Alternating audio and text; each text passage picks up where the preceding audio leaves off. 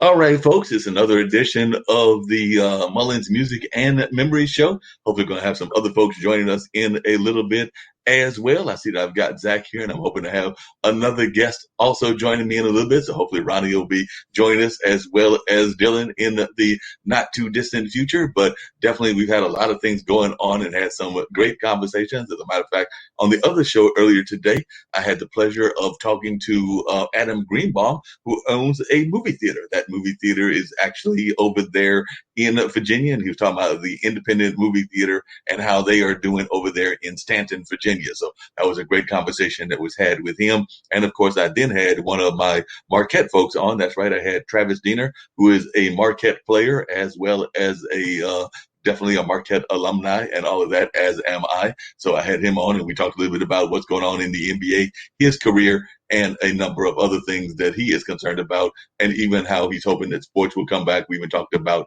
the salary of entertainers and all of that. So I had a great conversation, and he apparently is setting up a youth center there around the Milwaukee area. I did learn that he's a Bears fan, so my brother will be glad to know that. I'm not all that glad about that since I am a Minnesota Vikings fan. So that's just the way that the cookie crumbles, as they say, and all of that. So we're going to find out a number of things that are going on in the world. So I'm going to bring in Grant, and I'm also going to bring in Zack, and then I'll send a text at some point or another to my good friend Ronnie, and hopefully he's going to pop in, because I know he told me he was definitely game for the conversation, and we're definitely going to try to bring him into what's going on as well. But we know sometimes we have to have long conversations going before we get to Ronnie, because he's always busy over there in Hollywood and all of that. I know a lot of folks have been concerned about what's going on. Apparently there's a vaccine that's out now, and folks are excited about that. But there are also folks that are concerned and wanting to make sure that it's rolled out effectively and efficiently. So notice I said effectively and efficiently. So they want to make sure that it is done in the correct way and all of that. So a lot of folks are paying attention to that, also paying attention to their personal economy, because I know a lot of times we're sitting there trying to figure out what our money is looking like and whether we've got enough money to even survive on a day-to-day basis. And that's one of the things that Grant Maloy Smith is dealing with, because he is trying to encourage a lot of the musicians that are going on out there in the world. So I invited Grant to come on, and I'm definitely going to have Ronnie come on, but I also want Zack to talk to us as well as about a number of things that are going on in the world. But right now I'm going to bring on Grant, and we're going to talk a little bit to Grant Maloy Smith, who is a masterful musician. As you can see, he's got all kinds of instruments behind him. He's got all kinds of guitars and a number of other things. And he's also got this indie music collective that he has put together. And that's one of the things that I was very much interested in, because we know a lot of musicians are struggling these days. Doesn't matter what their style of music is, whether it's blues, whether it's country, whether it's folk, whether it's funk, whether it's blues, whether it's a number of other styles that are out there. A lot of our musicians are struggling in these hard times that we are in and all of that. So I know that that's one of the reasons that Grant has put together this organization that he has put together. So Grant, tell folks a little bit about yourself. Like I said, you've had the pleasure of being on my audio podcast, so I know a little bit about you, but IBM TV doesn't necessarily know about you. And this is a global network with folks from all over the world and everything. So I would love it if you could share a little bit about yourself and what you've got going on in your world. Sure. Well, thanks for having me on, first of all, Marc. I appreciate that a whole bunch, and nice to see you again and hear your voice again and see all your listeners and watchers out there. I'm an American roots musician. You could probably just tell by my demeanor and my hat. I'm definitely not a death metal kind of musician. I do American roots music, which is kind of like, it's like a mashup of country music and folk music, and it's a little bit of bluegrass in there. It's kind of like a hodgepodge of all those rootsy styles that originated here, or at least in their current form, they originated here. Of course, all that music that we have as folk music came from Europe originally, 300 years ago. But of course, we put our own spin on it, as we Americans always do. We turned it into our own version of folk music and our own country music and all that stuff. That's what I do. And the other thing I do, as you mentioned, is I'm one of the two co-founders of the Indie Collaborative, which is a group that has grown in 5 years. 5 years ago, we had about 50 people show up for a meeting, and I didn't know if anybody would show up. We just wanted to have a get-together of our friendly musicians that we knew. We did it in New York because there's a whole bunch of them there, of course, and LA and big cities like that have more, just because there's more people there. First one we did was in New York back in 2015.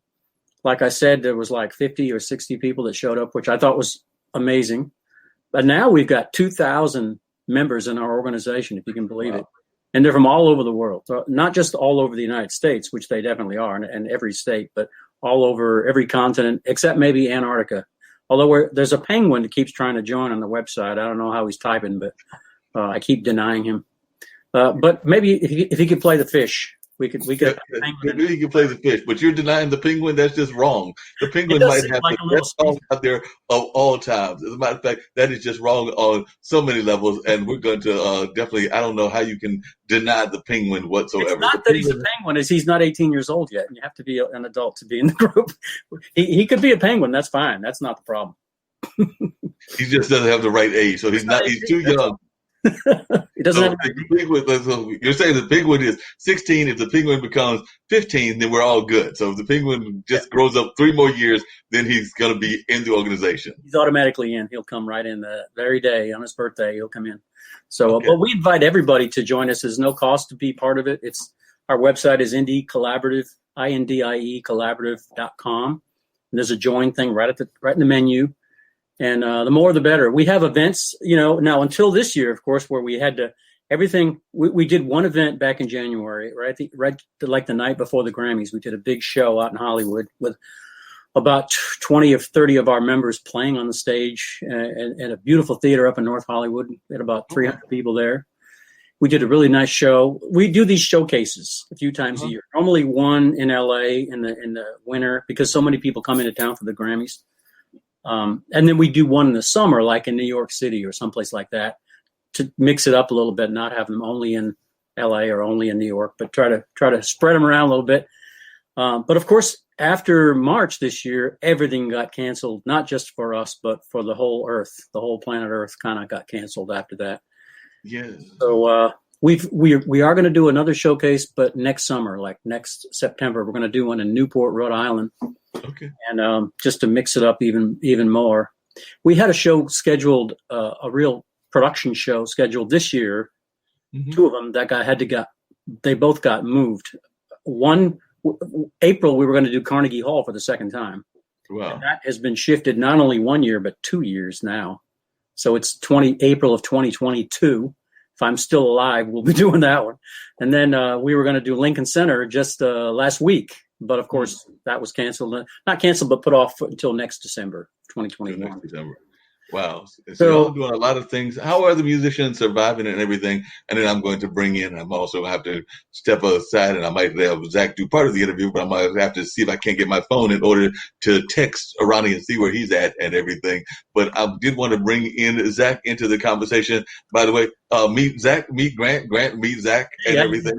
Definitely, they're doing a lot of great, amazing things in the world. Zack is actually part of a whole writing collective and everything. Now, the Indie Music Collective, now, is it only for musicians, or can other people that are doing other art forms also be involved? Because Grant and his business partner, Dylan, have this whole thing where they're creating movies, they're creating TV series, they're creating comics, they're creating a number of other things, but they aren't necessarily musicians. And I know it's got music in the title. It's the Indie Music Collaborative, but is it open to other forms of the arts? No, in fact, it doesn't have music in the title. It's just the Indie Collaborative. And we have actors and comedians and you name it, dancers, makeup artists, people that are in the business of entertainment. They either performers themselves of one type or another, like I mentioned, actors, jugglers, you name it, magicians, MCs, radio people, television people, film people, and also people that support that, people that are in the business, like managers and publicists and people that design album covers. And, there's a lot behind each person like me and Zack. There's 30 people that we rely on to do things for us. Otherwise, you don't just walk out on a stage and have the whole show created. There's a lot of people behind all that, not just moving boxes, but, running the sound and the lights and designing the stuff and, running the band. And there's a whole lot of people beyond just the 5 or 6 or whatever people you see on the stage. And the same with a movie. If you've seen the credits at the end of a movie, right, they go on for half an hour. There's like 10 or 15 actors, but then there's 300 people involved in that film. So we invite everybody in the business to be in our organization. Well, we have to get Zach and his business partner Dylan to join the organization and all of that. But Zach, you're going to be a little bit upset at Grant and everything because before you jumped on and everything, he was telling me that they have members everywhere in the world except for Antarctica, and the reason they don't have a member in Antarctica is because they turned down the penguin. So apparently, the penguin wanted to join, but they turned down the penguin because he was too young. So the penguin did not get a chance to join the organization because he wasn't the right age requirement. So I know that you're a big supporter of penguin rights. So I know that this is probably not a good thing for you to hear and everything that they turned down the penguin. And as a comedian, I know that you can really identify with penguins. That's true, but in all fairness, I have heard they are hard to work with. So I think it was a smart choice to get rid of them now. Don't let them get in there. Like you don't want a prima donna penguin in your group. You don't. No, I mean they come with a tuxedo. They already think they're better than everybody else. So no, keep them out. That's cool. They're always dressed up in a tuxedo. It kind of makes me intimidated, frankly. Yeah, they're always overdressed for the wrong occasion. Always overdressed and everything, and they have the tuxedo that's automatically on their body, so it's just wrong the way that they treat the rest of their staff. I also heard that they're very hard bosses, and I understand that that's the other reason that you don't like them and everything, because I understand they can be very difficult bosses to work with. Yeah, they're not nice. They're not cool. They don't take constructive criticism whatsoever. But yeah, I mean, I think the same thing that Grant was saying, or at least I think you were getting to, was that because there's not a lot of venues for musicians to do things. It's kind of the same thing with comedians. Like a lot of comedians, they thrive on being able to just go to a place and be able to do their set and hone their project and try to get better at it without the ability of you do need an audience. And from being a comedian, before, and Dylan is a musician, and he tells me the biggest part about doing music is for people. So it's got to be hard for musicians to not have a place to play and not have the feedback from an audience to be able to understand like what people are looking for now. The evolution of music. So I'm glad that somebody's putting together something. That's great. Now, I agree with you, and I'm bringing our other main guest of honor and everything. So we do have Ronnie in the house and everything. Ronnie is a great filmmaker, a longtime friend of mine and everything. So he's been involved in a number of things in the film industry, and Ronnie just walked away from the screen, but he'll be back later on. So he'll come back and we'll have this continued conversation and all of that going on. But while he's getting himself organized and everything along those lines, Grant, tell a little bit more about your musical background and how you got involved in Roots music, because you have been involved in Roots music. We actually met through the wonders of online, but definitely Zack has never met you. So I'd love to hear more about your involvement in the music industry and what got you into Roots music. Oh, I'd have to say my grandmother did, because she was from East Kentucky, and she loved what she called her mountain music, which is like Bill Monroe and that. When I was a little kid, the Beatles were really gigantic, everybody wanted to be in the Beatles. And of course I was like 5 years old, but I also wanted to be in the Beatles. And they just weren't taking little blonde kids from Florida to be in the Beatles. I don't know why not. And so that's what I loved. But she played me this old time mountain music. And to be honest, I didn't really like it that much because I wanted to hear the guitar zing, I wanted to hear the Beatles. But eventually it's kind of I guess it just seeped into my head. It got in both ears and went into my brain. And I think when I got older too, it made more sense to put aside the rock and roll and do kind of what my personal roots and my family roots were, that kind of music. And it really spoke to me. And I like the storytelling aspect of roots music. It's really good. And unlike country, country has a very clear formula that you kind of have to stick to. Otherwise you're not in the club. But roots music is really different. It's similar, but it's a more open format. You can interpret it your own way. And American roots musicians, they run the gamut from people that sound really folky to people that sound very country, and then most people are somewhere in the middle. And I like it. You can really express yourself. Sounds great. Hey, Ronnie, glad that you were able to join us and everything. So glad that you're back here. And definitely Zack has got all kinds of questions for you. His partner in crime, Dylan, unfortunately has some things coming up, but I know that Zack definitely has some things that are going on, and he has a lot of questions about the entertainment industry. We've also got Grant Maloy Smith, who has formed an organization that is definitely trying to get more artists connected to each other of all sorts, everything from actors and directors like yourself on to musicians and a number of other things. And he is a American roots musician, so he's definitely involved in that American roots kind of sound and all of that. So share a little bit of, like I said, some folks were watching last week and know your story, but some are watching for the first time. So share a little bit more about your background and how you are definitely over there in the land of La La Land, working in Hollywood and everything along that line. And I'm going to keep this one theme going because Grant kind of gave me this theme. So we're going to have this theme just of having a little fun on this show and everything, just because I'm feeling that kind of fun vibe going on. But as part of his organization, once again, Ronnie, you're going to be upset. Like I told Zack, he was going to be upset. But Grant has said that he's not allowing any penguins into his organization. He said that the penguins are out. He's going to have folks from around the rest of America, but he doesn't have any representatives from Antarctica. There's one penguin that's trying to get into the group, but he won't let them join. So I don't know if you ever tried to direct the penguin. We do it's just an age thing. If they're 18 years old, they can come in. So it's just an age problem. It's like a reverse Menudo. Right. That's good, man. That's really good. So, Ronnie, have you ever tried to direct a penguin? I have not, actually, and don't plan to. Smart. They're not cool. Smart They're not man cool. and everything. But share a little bit about your background and everything. And if you want to mention whether you ever worked with any animal actors, you can do that as well. But just for those that are watching from around the globe, share a little bit about your own background. And then, like I said, we'll get into this whole conversation about what's going on in the entertainment world. On the other show, I had the pleasure of talking to a gentleman that owns his own movie house in Virginia, Stanton, Virginia, to be exact. And we had a great conversation about the struggles that he's going through. And then at the end of the show, Travis Diener, who is a former NBA player as well as a player overseas and now is involved in some coaching, also joined on the show as well. But definitely would love to hear more about what you've got going on and a little bit more about your career. Of course, I've known you for years, but the rest of the globe hasn't. Yeah, I know. Mark, we've known each other, oh my God, what, like 90? Yep. So it's our 30th anniversary, Mark. Oh. Wow.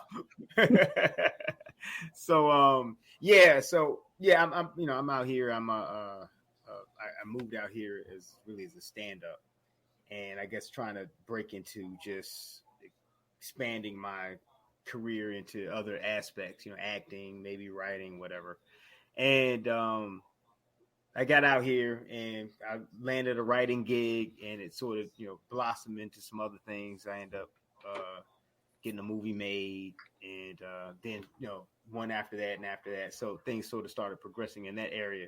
And so at this point, I guess, I've worn, a number of hats at this point. Director, producer, writer, actor, whatever. I think what I would consider myself more than anything is a producer. And the other things I do, although I enjoy them, they are more an asset that I utilize more than something I just pursue individually, so to speak, if that makes sense. But definitely the producing aspect is what I focus on for the most part. Yep, definitely. You've done a great job on that and everything. What are some of the things that you found, and I love to throw this out to all of the audience and everything, that has been the most difficult things to deal with, both historically as well as now that we're in the middle of this crazy pandemic that we're in and all of that? So, Ronnie, I'll turn it over to you first. What are some of the most difficult things that you've had to deal with in this era that we're in? And then also historically, because like I said, you've been out there now for almost more than 20 years out there in LA. So you've seen the ways that LA has developed in some good ways and some not so good ways. I know one of the things that I talked about with that filmmaker was we were talking about, and I think we might have alluded to it as well, Zack, as to how some of these bigger organizations are actually kind of changing their antitrust laws. So that means that now we might have like the Amazons and the Netflix starting to buy up movie theaters and things of that nature. And I know that that's a concern of some of the independents, that they're afraid that some of the folks might start owning both the studio as well as the house, kind of the Live Nation model of music and everything. But I was just wondering your takes on what's going on in the industry and some of the things that you've learned. Me? Yeah, right. Oh, yes. Yes, I had to get my headset off. Wow, you sound different. Okay, no, the one thing for me always, as a producer, the main issue always is capital. I mean, like, that's just the nature of the beast, man. I mean, you always, there can always be issues with personalities and things like that. I mean, that's just, that's life. I don't care what industry you're in, you have to deal with people. But in this particular one, it's the money, man. It's capital. I mean, like that's how things happen. And then if you're trying to, and what I mean by capital, it's not just having it. I'm saying it's having enough of it.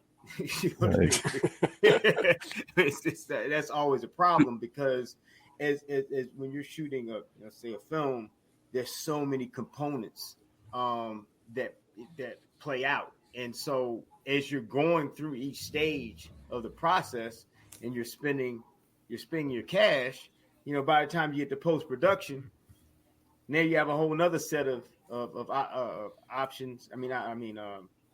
Obligations, and each of them, they come in steps. They keep going and they keep going. And so finally you get down towards the end. And then now you have all sorts of little small things that, your sound mixing and all kinds of other deliverables that end up costing money, right? And sometimes as the independent filmmaker, you're so busy, especially when you're strapped for cash, trying to get everything done, that by the time you get, and you don't have the resources to hire, you don't have it. If you're doing a studio pick, you got an accountant for the production company, you have an accountant for the studio, and you have a line producer, right? So everyone's constantly checking numbers. Like one of the last movies I did, we got to the end, and because we didn't have all those things in place, $8,000. And when you're doing a little small movie, $8,000 is like, oh well, that's it. I mean, like, who's got $8,000? I mean, we spent all the money. So that's the biggest thing to me, is always a hurdle. But I don't care whether it's COVID or non-COVID, it's the same thing. Studios are battling something different now, because they're having to come up to code for all sorts of COVID related things. They're trying to, dealing with the how are we going to, the big movies, how are we going to, because theatrical is so important for those, those big tentpole movies. So I guess they're figuring out how they're going to play that out. But they'll figure it out. They're going to make content is king. They're going to make money. It's just a matter of redirecting your resources to extract that money out of us. And they're getting my money. I mean, I've been spending a ton of money during COVID on streaming and buying movies and renting movies and such that I may not. And I've joined a number of various platforms, from Disney to all these other little platforms, ABC and Showtime. They all have their little $5.99, $8.99 a month. So it is. Yeah. But I like that. I didn't know about the antitrust thing. I didn't know that they were considering lifting that. I didn't. Yeah, Zach, can you allude a little bit more to that as well, Zach? Because I know I've heard about that from a number of sources, but I know you keep track of things on the news and everything. And I was going to bring up some quotes and everything, but I know that somebody that goes by the name of Acoustic Cat said, for me, not being able to link up with other musicians and just jam because of the quarantine is something that they are regretting. And they were also acknowledging what you said, because they said that, but Ron is getting way more into that than me. So they were saying that you're getting more into it than they are and everything. But Zach, I know that I think you definitely one of the people that I heard about that, with them looking at the possibility of Amazon and some of these other people looking into that. So if you can share a little bit more about what you've learned, and if I hear anything differently, I'll jump in. And also I'd love to hear some of Grant's thoughts about how the music industry is dealing with the quarantine and the whole COVID situation as it's going. But Zach, it's on you first. Yeah, Dylan is the one who's constantly just in my ear about like the antitrust and what Amazon's trying to do. He's the one really who knows the nuts and bolts of what that's going on, which is interesting. But the same way that what HBO Max is doing, and they're really upsetting a lot of people by making sure that anything that Warner Brothers puts out, and you have these high-level directors in these high-level studios that are now, instead of working for theaters and working for opening day sales, they are putting all those movies out on HBO Max the same day. Like I know Wonder Woman, Wonder Woman 84 is coming out to HBO Max on Christmas Day. So you think like there's movies like Tenet that came out that was supposed to be the savior for the movie theaters, but in all actuality might have pushed a bit of a resurgence with the disease and everything else. And it's just weird how the studios are going to handle what they're doing, because streaming is good, yeah, but that is, $8.99, $20.99 like a month per person. Whereas me, like as somebody who goes to the movies constantly before the pandemic came, I was at the movies probably 3, 4, 5 times a month. So they're losing money on me by not going to the theater with my partner, with my daughter, with that popcorn and all that other sales. But I know that there's a lot of big studios that are worried. I guess a lot of big directors that are worried about putting out movies that are no longer going to theaters. They're going straight to living rooms. And that's not as enticing for people. So as far as the antitrust goes, I know that Amazon is making bids to try to get a lot of the independent movie theaters and try to take over like little things like the Alamo Draft Houses and things that can still make a little bit of money during this. But Dylan is really the one who goes into the numbers of all that. It's just, it is an odd time for me to see movies like, Zack Snyder's Justice League, which could crush the theaters, but now it's going to come out into 4-part miniseries, which makes it, like a Lovecraft Country, which is an amazing put together show and well-crafted show, but they can't do those numbers. So I think when you think about it for the year 2020, I think the highest grossing movie in theaters was Sonic the Hedgehog. And then after that, I think it was Empire Strikes Back, just because nobody's going to the movies. And now you have people that put out movies in 2020 and go, hey, what was your box office numbers? And it's like $6,000. And now they're trying to make, like what Ronnie said, like they're trying to pitch to get more money to make in their project, but they can't show that they can do stuff because everything's changing. So it is a weird time right now, which is a good thing for me and Dylan, I guess, because what we're trying to do is just keep creating content. I guess we haven't hit the big hurdles yet, but as far as what COVID has done for me and Dylan and what I was trying to do, I moved to Colorado to do more stand-up comedy, to meet more people, networking, to make movies and to get things done. And in January is when we finished our first script and we wanted to start making our first short film. And by March, it was just so hard to do anything. And then it was kind of like, well, I don't want to jeopardize these people and their families by having them come do a project for me. So then it was like, well, let's not do things anymore. Let's try to rework and do remote. And then you start just reworking your own stuff. So it has definitely shut down what I was trying to do as far as, making movies, network with people, grow my own mini community and meet people. Now that's turned into StreamYard chats and hoping that my background is cool enough that people want to talk to me and, making connections like that. So luckily I'm not a musician and I don't make a lot of money on stand-up comedy. So this isn't as hurting me as much as some people, but I would hate to be a musician right now because I don't know how they're doing it. Like you can't, it just doesn't seem the same to do live streaming. And, you just don't have that warmth and that soul and that feeling of just having a room, listen to your own music. So, it's definitely changed things, but I guess you just got to keep making stuff and hope people like it. That's it. That makes sense. Grant, what is your take on the music industry? Because I agree with folks that seeing a streaming show, while it's what we have to do in this day and age, is all right, but it's not the same as being at the concert and actually seeing the musicians and all of that. So as a musician, how are you dealing with it? Are you doing a lot of streaming shows? Are you finding that they have the same kind of flavor? Are there ways that you're able to give it that flavor? Or how are you able to actually survive in this era that we're in? Yeah, that's all good questions. At the beginning of this whole thing, I did maybe a dozen or so of the live streaming shows just to do it because everybody was starting to do it, so I did it. But honestly, I didn't make any money. So, and I don't like it. It's not just the money.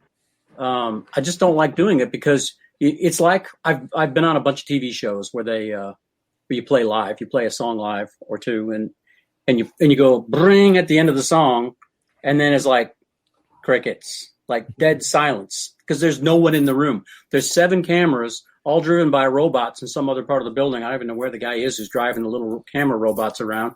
And then maybe there's the morning TV host is there, the weatherman is there, and he'll go, yeah, it was great. It's so abstract. There's no human connection at all. And that's why we write and play songs, is to make a human connection with people. So I don't like those online shows. I just don't like doing them. If there was a local audience, and some feedback or something like that, that would be different. Then it would be just like playing on TV if there was a studio audience. That's fine, because I can just ignore the cameras and just play to the audience like I would normally do. And so on a personal level, that's affected me. I really miss playing live. I really miss it very badly. I think one of your acoustic cats said the same thing, that she really missed that, and I do too. I really miss. I haven't played a show since like March 15th, I think, a long time ago. And then at the macro level, way above my pay grade, affecting the entire music industry, it already was under great duress because of the transition from people buying physical media to people just signing up for Spotify or Apple Music or Amazon Music. And what that has done is destroy most independent musicians like me, because we used to sell a lot of, two things. We used to sell a lot of CDs or vinyl records, other merchandise at our shows. And a lot of times people that normally wouldn't buy a CD would buy it from you after a show because they want to take a piece of the show away with them, a memento or a souvenir or a connection, especially if you sign it and now they remember it. They keep the CD. Even if they don't play it, maybe they don't even have a CD player anymore, right? They take them out of all the cars. No one has one anymore, but they have a souvenir. But that is gone. That was already on the way down before COVID. And then COVID, of course, killed it because there's no live shows for the last 9 months or 8 months. So that's done. So a lot of people like me are really seriously struggling economically, of course. And it's not just the musicians, it's the venues. The venues have been destroyed by this, just like every coffee shop in the country and the little places where people would gather. But venues, big and small, have all been really under incredible pressure. And recording studios too. I was planning to make a record. I actually did make it, but I had to make it a different way this year. I just finished it about a week ago. I had to do it remotely with players they were all in Nashville, but we had to do it remotely. So we used Zoom, sort of like this in a way, to see and talk to each other in between takes. And, because you can't just say, here's a track, add something to it. That doesn't really work. You have to be in the same room, in effect, even if you're not really in the same room, and talk about it and say, okay, how about if you lay back a little bit here and then come in strong just before the instrumental? That's how you make a record in reality. You all get together and you figure out what you're going to do, then you practice it a bunch of times and you do it. So we had to do it remotely, and it did work. I would rather do it the other way. And I was going to ask you, how did you get it to work? Because I know that our other Zack that's on the network is involved in the funk music scene. And I know that that's one of the things that he says he does not want to do, because he's here in North Carolina. A lot of his other musicians are in New York and things of that nature. And he's very particular about the sound that he wants for his music and everything. So he's not of the opinion that Zoom kind of session can work all that well. So he's trying to figure out a way to. You can't use Zoom to record anything unless you want it to sound like, really bad. We just use Zoom to communicate with each other. And we used a really sophisticated system of recording it. We did record the rhythm section beforehand, live in the studio. And then people had that they had their own little recording system in their houses or in a small studio. And then they could play that and there would be absolutely no delays or latencies or anything like that. So they could lay down their whatever, dobro or fiddle. But we had to do it one person at a time, because each person was in their own house. Right. And you're not going to mix together, unfortunately. It'd be better to do it the other way, like normal, but this is a trying time, and you have to, necessity is the mother of invention. We just had to do it this way, otherwise there would be no record. Right. And it's a perfect time to make a record. You can't do anything else. You can't travel. You can't do any shows. You might as well make the record. And then next year when things open up, I hope by the late spring or early summer, things start to come back to normal again, then I'll be able to go out and play the record for people. I can't wait.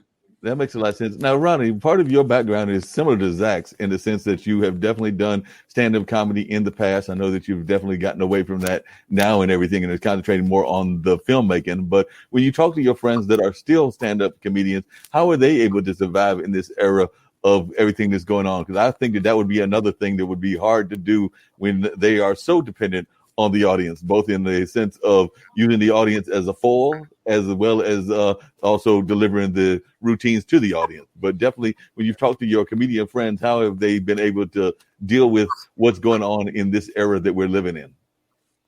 Well, I mean, I think a lot of guys and girls, because stand up has obviously changed dramatically since I was doing stand up, because you have access, with social media now. So a lot of people have really been focusing more, if they already weren't, but focusing on more on their social media, because that's an avenue of income. If you have enough followers and this, that, and the third, you can somehow make a bit of a living. And I know a few people, and that's the difference between stand up out here and stand up like when I was a road comic, obviously before I came out here. And Zack, I'm sure can speak to this. It's a different, road comedy is, man, you're in a bad position right now. I mean, it's no different with what Grant was saying. I mean, it's you got to have a live audience. It's nothing else you can do. And not only with stand up, I always was a little jealous of you musicians, Grant, to a certain extent, because I used to. Marc and I used to go to a lot of jazz bars and stuff, and it would always be like, you could obviously we're listening, but also you're talking and kind of hanging out and listening and back and forth. And with stand up, it's like, man, it's got to be all focused, like, and so clearly with an audience like that, you can't. There's nothing you can really do. I know some, like, I think Dave Chappelle, who obviously. I doubt he needs to do live shows right now. He probably is financially okay. A lot of money.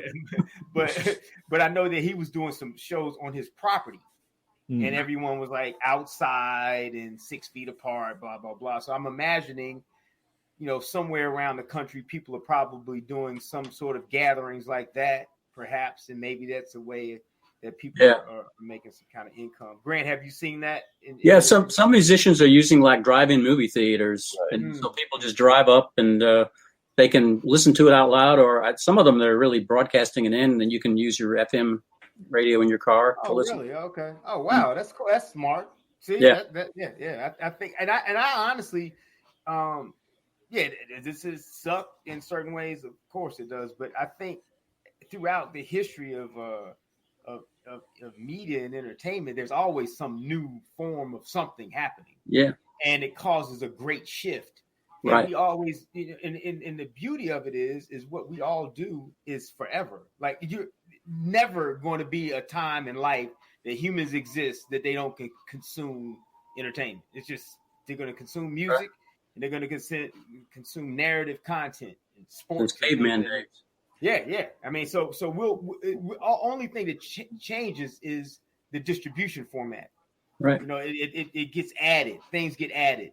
You know what I mean? So. And Ronnie, that actually raises an interesting question, because you say that, and I'm just going to bring this to all of y'all, but you say that we got content. I know that last time you were talking about how content is king, even with what's going on in Hollywood and everything of that nature. One of the things that I'm afraid of, and it even comes back to our small venues and the venues that are going under, or struggling and everything, is that too often we've had a lot of things that were created, but we don't always do a great job of documenting it. And I think that's one of the things I admire Zack and them for doing, is that they definitely, when they create these ideas, it's all documented, whether it's what they've done on their shows, on their podcast, or a number of other things. So there is a lot of content that is actually there. But as I know, there have been a number of shows that have been held at, I'll just use Durham as an example, at the Hayti Heritage Center, the Carolina Theater, or we can even go to like New York, I would argue the Carnegie Hall, that have not been recorded. And therefore there aren't necessarily records of these things. Of course, the big concerts, back when Dizzy played at Carnegie Hall, of course that's going to be recorded. But there are a number of these other things that are not recorded,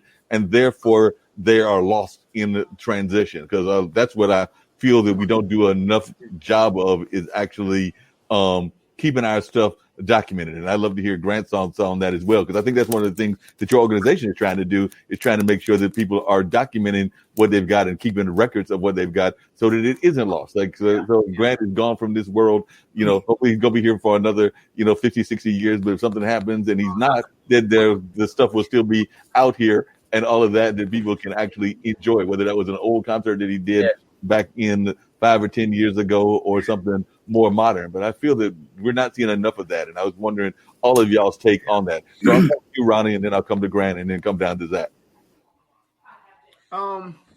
I don't. I know. I definitely yes, 100%. I think throughout time, there's always great things that aren't recorded. Like and then it's.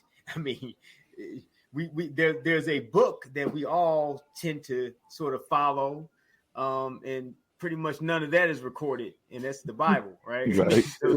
so but we're all in though. So it's an unfortunate reality. You know what I mean? But the good thing is we live in the age of individual technology. That you can phones and all kinds of other things, and the beauty of that is you can piece together a really beautiful mosaic of an institution or whatever the case may be through that technology alone. Right. Because if you go to any concert, trust and believe me, there's 1,000 different angles of recording that's going on. You know what I mean? So that's the beauty. To me, the way I see it now is I think it's all being recorded now. It may not be being recorded in some professional manner, like maybe you're talking about, but I think it's all being recorded though. I really believe every single thing, the things you don't want recorded are being recorded. Right. Yeah. What's your take on that, Grant? I have two thoughts about that. I have two different contradictory opinions. One is there's something special about when there's a live concert and you were either there or you weren't there. You can't, even if you did record it beautifully with 12 cameras and, great lighting and a million, top people behind it, it's still not going to be quite the same as if you were sitting there in that room, in that venue that night at that moment. Because the guy or the woman is really there and they're really singing to you. And there's nothing, you just can't replace that. You can't replace it. You can capture it and you can bottle it up and make it look nice, but it's never this. When it's in two dimensions, it's not quite the same as when you're sitting there in that room. And also, I did a show at Carnegie Hall 2 years ago, and they did record it, but you're not allowed to release it unless you pay them. I think it's about $15,000 or $20,000. The same at the Albert Hall in London. Wow. So, yeah, it's documented, but I don't have the money to be able to use it. So it's just in my drawer. But yeah, I think I agree totally with Ron. I mean, everybody's recording everything nowadays, and I don't mind that when people come to my shows. If they, when I used to do shows a million years ago, if people take their cameras out, I just don't put a flash on me. But I don't care if they record parts of it. I couldn't care less. It'll only help me if they put it out on social media, and it'll only help me. It's not gonna hurt me. Now, if they recorded the entire show with a really lousy quality and then put it out there, I wouldn't care for that too much. But who's going to do that? It would be gigabytes on your phone. Who's going to do that? Right.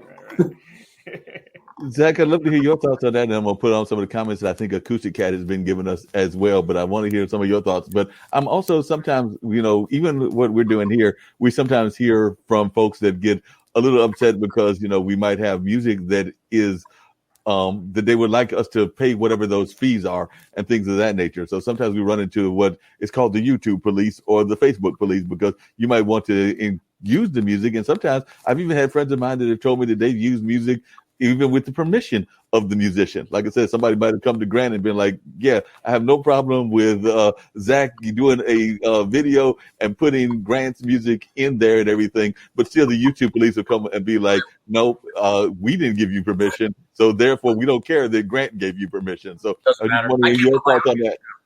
If I put my own music up somewhere, because my music comes out through Sony, The Orchard, which is owned by Sony, they'll immediately find it, and I'll get flagged for using my own song that I wrote and recorded.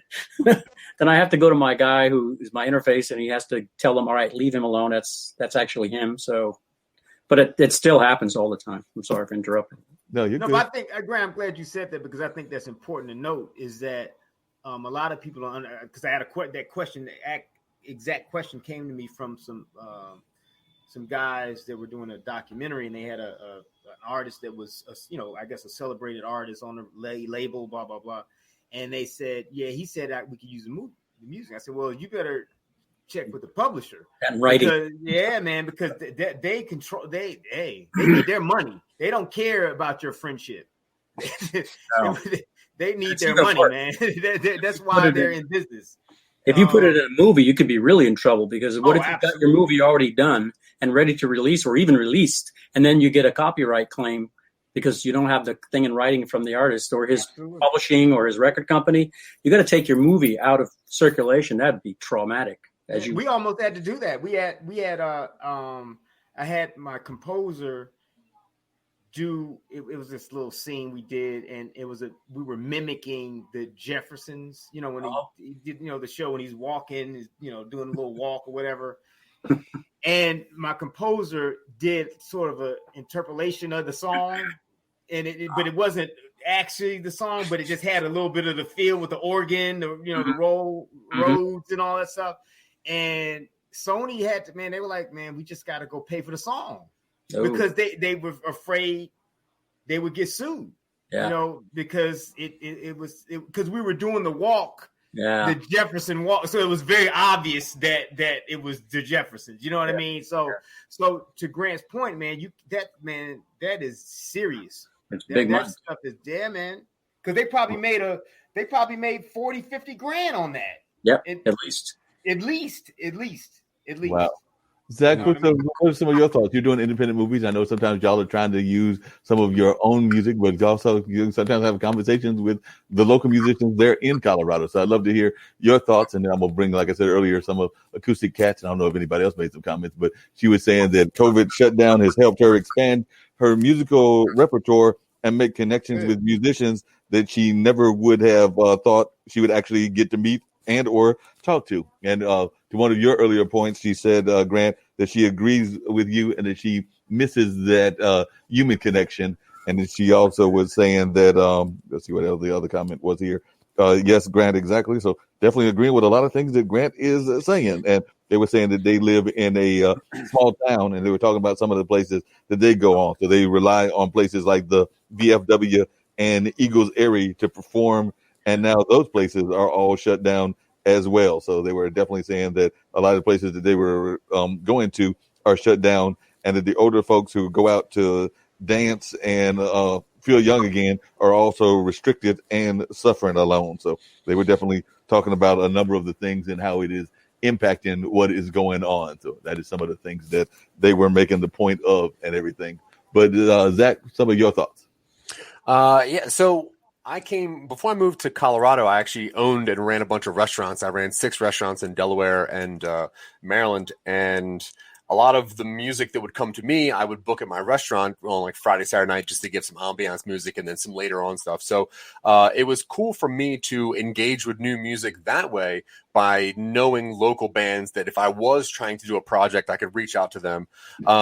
When I moved to Colorado, and because of COVID and everything, I could not find those communities to contact with. So I actually had to, we brought in 2 composers into our group to make fresh, live music or brand new music for us so that we wouldn't have to go through any of that.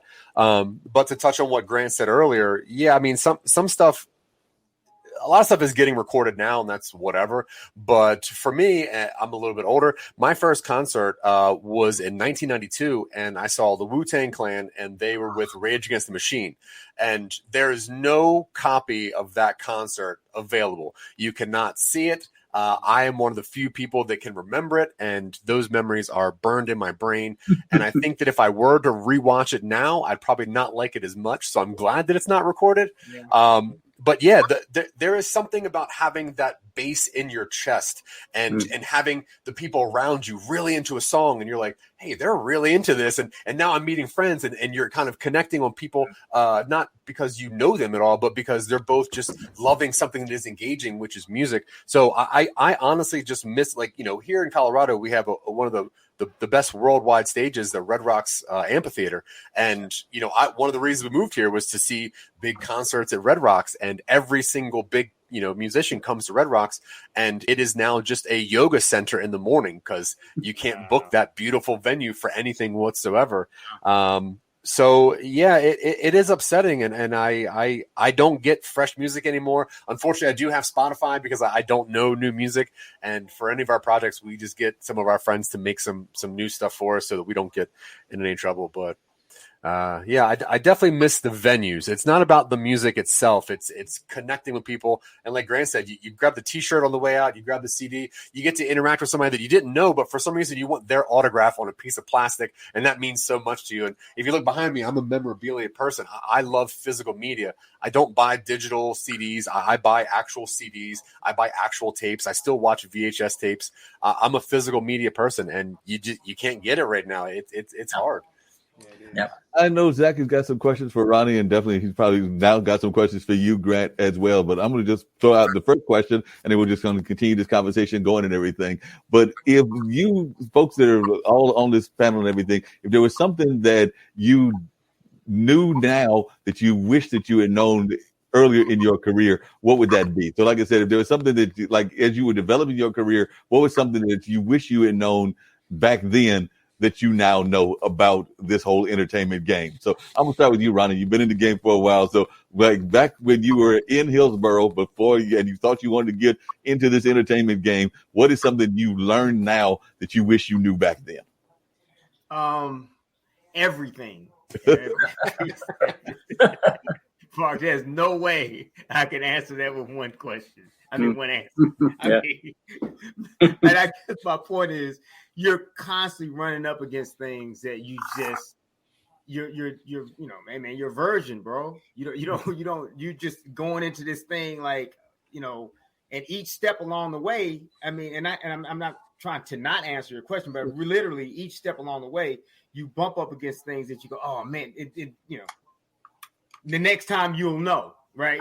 But you're going off of instinct, and unfortunately, I mean, instinct is a great thing. Clearly, it's God's greatest gift to us. But at the same time, I know I didn't have a mentor or anything, and so you're going blind. I guess maybe, you know what, Mark? I'll say this. Maybe if I think about it, it would have been sort of trying to really find a mentor, like really finding in someone that I could just bombard with, letters, emails, phone calls, or whatever I could to just get advice. You know what I mean? Because I think that is probably your greatest asset, I would say. What about you, Grant? Well, like Ronnie said, I don't know if I could boil it down, but if you put a gun to my head, because I think we all you make every mistake, along the way, at least once, and you try not to make them twice, but sometimes you do make them twice, or sometimes you make them thrice. But if I had to say one thing, it would be my approach to songwriting, because as I've grown and matured, when I was a kid writing songs, I wanted to write songs to have an effect, to be cool, to have a certain sound, to be like another song I liked, that I wanted to recreate that feeling of that song in my own way. And I don't do that anymore. Now I write starting with, maybe just because I'm older, I just write with a real deep concept about what the song's going to be about and what the story of the song is going to be about. I mean, Ronnie alluded a while ago that people like stories. That's why there's always going to be movies or some form of entertainment, multiple forms of entertainment. There's always going to be, since people were huddled around caves before they even had a language, they were grunting and scribbling on the wall, and we were, the people would tell stories in whatever way they could, by dancing them out or acting them out, or when we had language, by telling them and making songs out of them. And that's how people, before we had a written history, no way of writing stuff, it got passed down that way from songs and stories. I think everybody knows how easy it is to remember a song. You can remember those lyrics your entire life, but try to memorize a block of text that isn't a song. It's very hard to do and hard to remember for a long time. But music does. It transfers that way. It carries from across the generations, and I think that's what people really want with their art, no matter what kind of art it is, whether it's dance or film, television, or music, whatever it is. People want to go into a story. They want to escape for a while into that song or movie or whatever it is, or book. I forgot to mention books too, or comic book, anything. You want to escape into that and live in that moment for as long as you can if you enjoy it. If it's a good one, you really draws you in and you want to just keep. And doesn't everybody have a book or a movie that they just didn't want to end? You just didn't want that, or a TV series that you just don't want to end because you don't want to lose those characters and never see them again. That's right. You want to be with them. So writing from that point of view to create those connections and that kind of storytelling is something that is very hard to do when you're young and immature, because you don't even understand that you need to do that yet. You're right. And later in life, I figured it out. So I think at the rate I'm going, by the time I'm 240 years old, I'm going to be so good. You just watch. You'll have it down pat by then. What about you? What about you, Zach? And Grant, you're moving faster than me. I don't think I can make it by 240. I might be 250. What about you, Zach? Listen to Grant and Ron. That was they're the perfect answers. When you first asked the question, my immediate response was, well, there's those unknown unknowns that you don't know that you're going to go into, and that's the experience that Ronnie Warner was talking about. And then you have exactly what Grant said. Now, my first response was, when I would write a story or write a joke, I always thought that I was smarter and more clever than people. And I wanted to do things on my own. And I wanted to do things by myself because I'm like, I can do it on my own and blah, blah, blah. And like Ronnie said, I didn't have a mentor. I didn't have someone to teach me that, hey, you really got to work together and you got to craft your community. And so I would say the biggest takeaway that I did not know going into this was that I needed a community to get things done. I cannot do everything by myself, no matter what my vision is or no matter how meticulous my craft is. It does take a village to get things done. And I am lacking the community that I need to get things done. I'm lacking the mentor that I needed to teach me the right things moving on. And the knowledge and experience to just be able to get knocked down and get up and go, okay, that was tough, but now I know to not make that left. I have to make a right. And I'm really just going to piggyback on what Grant and Ron both said, because they're the perfect answers. I mean, that's it. Mentor, community, and unknown unknowns. That makes a lot of sense and everything. And I think I'm going to hire Ronnie and Grant to be your mentors, Zach. So I think that they need to be your mentors. So it's up to them whether they want to be your mentors. But I think that they would definitely be great mentors for you to have and everything. Now, one of the other things that I know that folks have talked about in this industry, and I've got a good friend that talks about it all the time, is what is called, definitely it's used in the entertainment industry, but it's used throughout the world, the brain drain, which is a number of folks will use your talents and not necessarily want to give you the money that you should be getting. So I would love to hear Ronnie's take on how he deals with that when folks are trying to get him to do stuff for free or for cheap or for not getting the kind of rewards that he should be getting. And then I'd love to hear Grant's take on that as well. And then I'll come back down to Zach as well, because I do know quite often folks will think that you have the greatest talent, the greatest scheme in the world, but then they don't want to pay you for it. So how do you deal with that in your world of Hollywood, and what is your advice to others that might be going through that? Well, I mean, I'm a person that so how can I put it? Like, I don't, for instance, let's go to like elementary school, right? Right. And you have someone that's bullying someone, right? And so, I don't put all the blame on the bully. It's a little blame should be on the victim too, like a little bit, like not all the time. I'm just saying there are cases where you need to be aware of what's going on in your environment, and you're going to have to learn how to survive, and you're going to have to learn how to fight on some level. I'm not saying you have to fist the cuffs, but you need to learn how to protect yourself. And that's where we have laws and we have, contracts, and we have all sorts of things that are in place. Now, by the flip side, I always say this in this business, and maybe Grant and Zack and you, Marc, as well, may agree, may disagree. But this entire business or anything really is about equity, and then how do you leverage the equity that you have? Right. And that's what it comes down every time. Like if you're in a situation, I'll give you an example. I used to book comics. And so if someone came to me and said, hey, Ronnie, we're going to give you $3,000 for the show, and I have 3 really good comics that are going to do the show collectively for $500, then, I just made $2,500. And some people would say, hey, man, that's not right. I don't know. My equity was in that they came to me for the show. So they offered $3,000. I went to you and I said, how much do you want to do a show for? And they said, okay, I'll do it for $200. I said, okay, that's what that is. Now, you could say I'm being a little greedy. I don't know. Maybe I would be. But my point is, I believe that you have to go into every situation understanding your position, your equity level, and then deciding what you want to do with it. When I did my first movie, I got paid nothing, man. I mean, it was bad. They used their equity and their leverage. And matter of fact, this exactly happened. Will Packer came back and told me, they said he went to Sony and said, man, like Ronnie's he put all this together. He's not getting anything, any money really. And Sony said to him, at least he's getting his movie made. and they were exactly right. I mean, because I got my movie made and it kind of helped get my career going. So sometimes, you got to just balance out what you believe you're receiving from this relationship, because it's not always about money. Sometimes it's exposure, it's relationships, and sometimes you get screwed. And the good thing about getting screwed is you learn from it. Hopefully you don't get screwed again in the same kind of way, because I guarantee you Grant will tell you this, and Zack will too, that they've done shows and the promoter came up to them after the show and said, no money. Meanwhile, he's got a check in his pocket for $1,000. Yeah.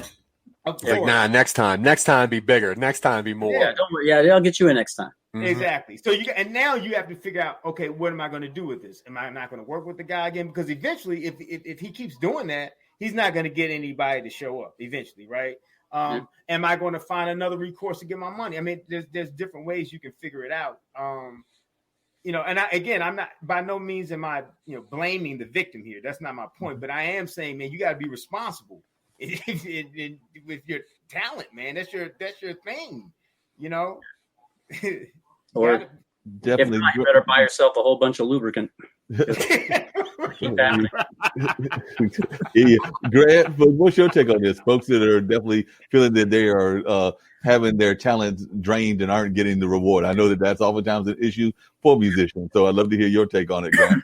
I think there's two sides to that coin. One is I agree with everything Ronnie just said about, and mostly it's the people that are in the not the other musicians per se in my world, but it would be like the talent buyers, and that's the kind of person who's likely to, or somebody's manager, likely to put a fast one over on you.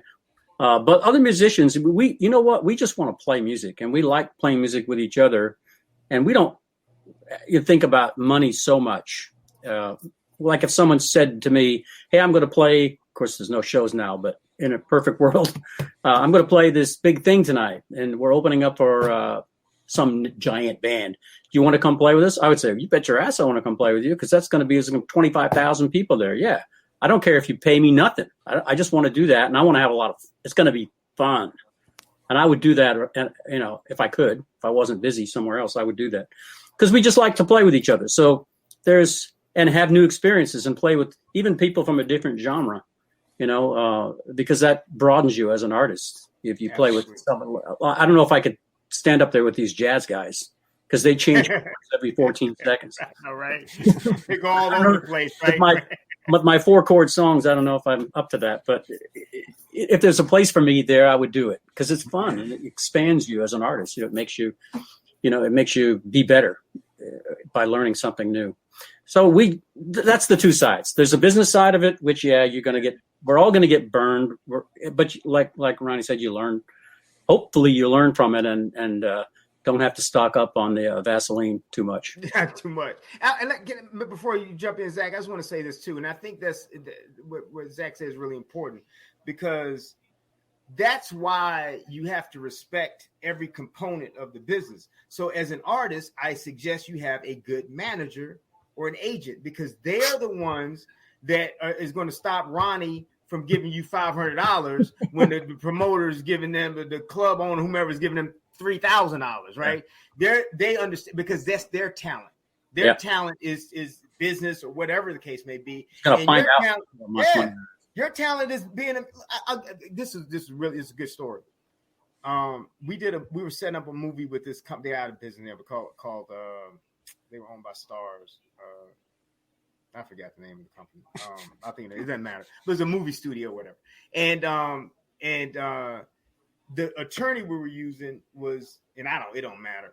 But the attorney we were using was Julia Roberts, at that time, attorney.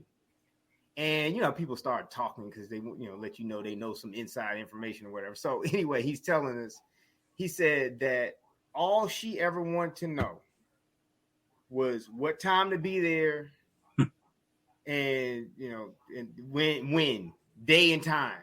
So that means that she just said, hey, man, if you guys worked everything out, I'll be there. And my point to saying that is all she wanted to do, and she's obviously very good at it, is be a good actor. And that's all she wanted to worry about.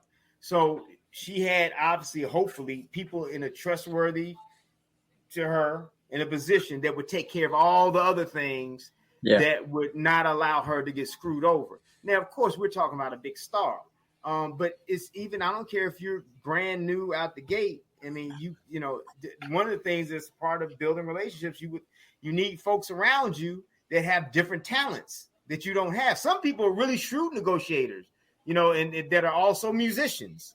Some people aren't though. And if you aren't, you need to get someone who is, right? Because it's some people, it's hard to do that. It is hard. It's very hard. So I think you have to surround yourself with people that will protect you. Yeah, I think the other thing too is that you reminded me of this when you were talking, is that there's like two zones. When you're a musician, you have to, especially if you're not a big giant one with all kinds of people to do everything for you, a lot of times you're up there, you're plugging stuff in and you're, doing all the technology. And if something goes wrong and like your guitar amp doesn't work or whatever, all kinds of crap goes wrong because stuff breaks, So, and then right up to showtime, you're struggling to make this thing work. And so by the time the show starts, you're like, your brain is all frazzled, right? You're not in artist mode now. You're still in techno frustrated mode. And it has to be the same in the movie business because it's so much technology in both music and film. And, and you got a million people and they're all waiting and every second is another $50 going by. And, what if the camera doesn't work or, all of a sudden it starts raining and you got all this technology stuff that breaks and it takes you out of your real mission, which is to try to get a great scene, recorded. That's right. And you want the actors to be on that moment, and you've got to have the camera guy doing exactly the right thing and the lighting and everything else. There's so much technology that will kick you out of your artist mode and put you into frustrated technician mode. You're right. That's right. No, that's very much true and everything. I'd love to hear what Zack's got to say and everything. And I know Acoustic Cat has been making some comments and everything, so I'm going to bring those up on the screen very shortly and all of that. But I'm thinking, Ronnie, I think that you need a good country music or roots music song in one of your next movies. So therefore, I think that you need to hire Grant. So Grant is available to be in your next movie if you need a good roots music scene. And I'm also thinking... I have a great project for him if I ever get off the ground. It's a guy called Outlaw Racer, and it's a guy trying to make it in the NASCAR from the dirt track. Oh yeah, and we want to shoot it in North Carolina, man. Well, So Grant, you'll be hearing from me as soon as that thing takes off. Get your green light. Yeah, right. As soon as he gets we'll put a comedy rap in the country song. We'll have Zack do it. We're gonna have Zack play the lead, man. We're putting you to work, Zack. What are you talking about, man? I just want to work. That's it. I just want to work. Zack just wants to work and everything. But I just want to work. Zack has written some amazing scripts along with his partner in crime, Dylan. I was actually on their show yesterday. We came up with a great concept and everything. So he'll tell you about the concept because I don't remember it all. I just remember it involved like cyberpunk meets a bunch of other things going on. So we created that on their show, Talking Upstream. But Ronnie, is there any particular kinds of movies that you're looking for? Because I'm sure that Zack has got them in his repertoire. Right. I mean, we did sort of talk about it last time. Yeah, we actually literally, I would say today was the official first day of development for we're going to do a horror film. And so, we have a script that we're looking at, but I'm not sure about it. But if you have anything, Zack, I'll give you my email before we leave. Just send me synopsis. Mm-hmm. But cheap. Bro, I need a cheap one. No, don't give me one that has aliens and stuff flying and Nah. we got a cameo from Tom Cruise and Now, yeah. If you ask Marc, yeah, because I wanted to do everything on my own because I wanted to be that auteur. I wrote things. Dylan and I wrote things under the guise that we would try to learn how to do them ourselves. And we have very little technology skills. We don't know how to do special effects. So we had to be very creative in our writing because if we're going to do this, how do we do this? And it is easy to say like, oh, and then the sky bursts open and a laser shot. Man, that's stupid. Like no one likes that. It's not clever. So yeah, I mean, I definitely have. So if you don't know what our show Talking Upstream is Dylan and I both come to the table with a very weird idea that we would like to see or haven't ever seen in a movie before. And then we have our guests choose which one that we should work on. Then we spend about an hour really working that whole story down, whether it's like a series or a movie or a comic book or a board game. So yesterday on the show, which will get released in a couple weeks, but I pitched this idea about a guy who loves Reddit, and he wanted to recreate like the best movie murders and post them on Reddit, and then people had to work with Reddit and the police to try to figure out what it was. Because I like really weird movie murders. Dylan came to the table with the idea of a cyberpunk new origin for zombies, where it was like biohackers and then people were like shutting down different parts of people's bodies, which I thought was kind of an interesting concept on how to bring up new zombies. That's actually really interesting. Yeah, who knows where that would go? Yeah. Now, normally our guests would choose one of the two things and we'd figure it out. Now, for some reason, Marc cannot be a regular guest, and he's like, "Well, let's merge these two." So I was like, "Of course, whoa, Marc. That's crazy." So we quickly ditched the idea of the zombie thing because we thought that was a clever thing for later on. So we kept the cyberpunk and we kept the Reddit thing, and it turned into presidential assassinations in the future. And and I think ultimately was how to kill Bill Maher at the end. But Bill Maher, yeah, he ended up being like the big bad, and I think like Tom Brady gets murdered for a little bit. So we that was our episode 22 now, and those are 90-minute shows. So we now have crafted 22 shows for Talking Upstream that could be full-length feature films or series. One of them was an 80s style sitcom show that had like 12 episodes. So yeah, we definitely have a whole bunch of stuff. And to talk to Marc's question earlier about people stealing our stuff, this was something that was interesting to us because we had the idea for Talking Upstream, and Dylan and I know that we can create stories pretty quickly and we can kind of pump out scripts and interesting stories. But when we were approached by IBM TV to put the show on, we were worried about who owns these ideas. You know, like if I do these ideas on IBM TV, now granted they're my ideas, but they're on this channel. Do I own them anymore? And then can IBM TV technically make these movies without me? And I was having like a hard time dealing with this. So I'm glad you brought that question up, Marc, because these are questions that I have myself. So what Dylan and I are trying to do is create a show where we can prove that we've created this content so that is on record to maybe protect ourselves in the future. I'm not really sure. So yeah, it was interesting that Marc asked that question because I had no idea what we're doing as far as, you know, constantly creating brand new original content, you know, weekly. But yeah, I mean, we definitely have our brain set normally goes to the paradoxical kind, like not the sci-fi, but just that brain twisting where it's like, I've never thought of that. That's interesting. So that's the majority of the wheelhouse that we have. And we have probably about 50 some stories now that could be quickly, you know, thrown into a synopsis. And I would love to throw something at you. Please do, man. Like, because we're doing one, and assuming things go relatively well, we're going to go right into pre-production for a second one. So, and that's kind of a hot market right now, especially with the price, you know. And so I have a good in with the distributor, and so I've been, you know, connected some dots, and so I think we're going to give it a shot. So definitely, man, send it and we'll discuss. And then there's stuff further down too, so we'll just be in continuous contact, and maybe we'll figure some other stuff out as well. So yeah. So, If I could quickly pitch to you, and I don't want to take up Grant's time, I'm sorry, but if I can quickly pitch to you the movie that we wrote a script. It was a very short, like 10-scene script, and we wanted to film something on our own just to get a black and white thing out there. And the premise was that we created a universe where people were forced body swapping. So you would wake up in somebody else's body, and you would get a text message from that person saying like, "Hey, you have 1 hour to kill this person." And because you're not with your body, you don't look like yourself, it's not your fingerprints, you don't really have a reason to not do it, but they also have your body hostage. So we wrote this script, which was very cool and very dark and very gritty, and we kind of wrote it as a trilogy, thinking that if we did a first one as a tiny little piece about a guy waking up, not knowing what's going on, and then getting pushed into this universe, and then we kind of created this universe itself, then we could launch that off into a bigger project second. That was the first thing that we were trying to put together when, COVID hit. So that was like our main project that we were kind of getting down. So that one is called Give Me Back. And I would love to send you that. That would be great. Very, very short script. But just to kind of give you an idea of our writing style. And how long is the script? 10 pages, I think. It's very short. Okay, got it.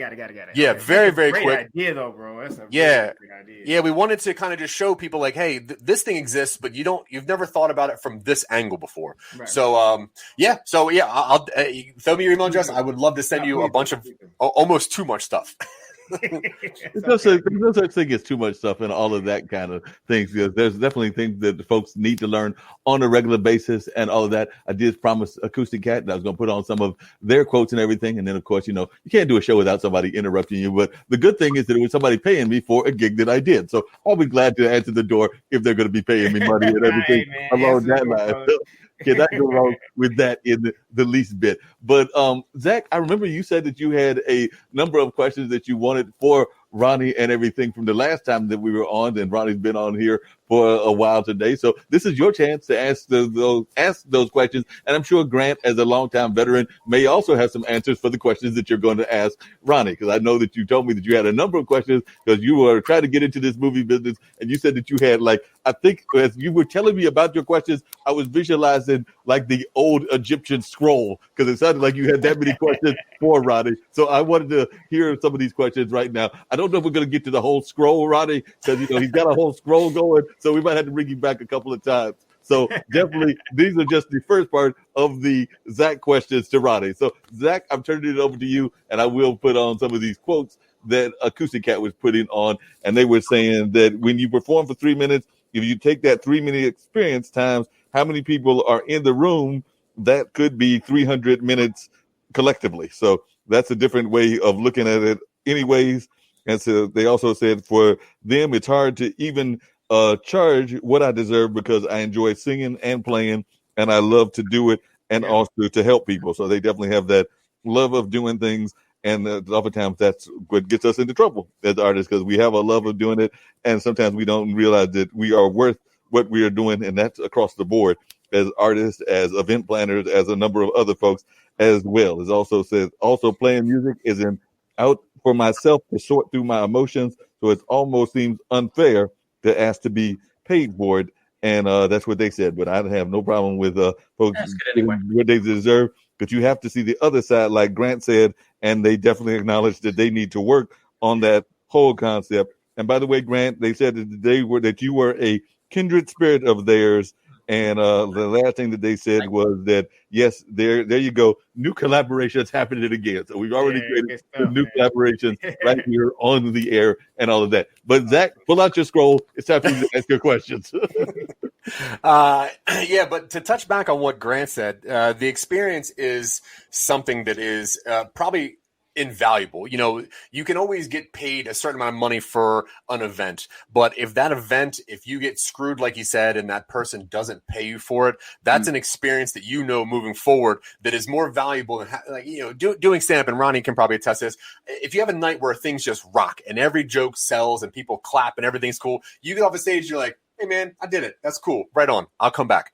But if you have a night where things are bombing and things just don't go right, you leave there better because you're like, okay, I got to work this thing. I know what people are looking for, and you have more out of that. So I definitely agree with Grant 100% about it's the experience as well as the financial side of it. Because, like, for instance, Ronnie's work on a movie, and if he were to say, hey, I'm looking for an intern, and that would be like a free job for somebody, but that person who does not know how to make movies, that is like a masterclass right there. Now, granted, that person is not making cash money, but what they're making to them is bricks of gold as far as knowledge and stuff like that. So question one is, Ronnie, do you need an intern? No. So I mean, obviously, as long as you don't say anything about, don't bring any Me Too stuff up. Don't say I Me Too'd you. Well, just don't touch me. It's easy. Just don't touch me. I'm kidding about that. Right now during the COVID, I wasn't making light of Me Too. I want to be. No, I understand. I wasn't being. I was just being Totally funny understand. because Totally we're two guys and I was being funny. Sorry about that. Yeah, no, you're good. You're good. But during COVID, because I can't get the experience that I'm looking to get, do you have any advice for someone that is trying to take a step towards creating something? For Grant, it would be creating a record. Now he's probably experienced because he already has one and he knows how to do it. I don't really know how to make a movie. So without the community and people that I can bounce off of or work in the same room together, do you have any advice for somebody that's trying to learn how to do something in this situation? Well, for me, because experience is the best teacher at the end of the day. I'm sure Grant will probably tell you the same thing. And I'm gonna give you, if I can, for me, I had no idea what I was doing. I had no idea what I was doing, and a studio just gave me like $2 million, right? And I didn't know what I was doing, right? So now, but there are a lot of people out there that do, right? So that's the whole point of it is, we hire people. I'm sure with Grant, it's just like you have your producer, you have your engineer, you have your sound mixer, right? So you have all these people that are involved, but sometimes, I'm sure Grant may have done all of them, right?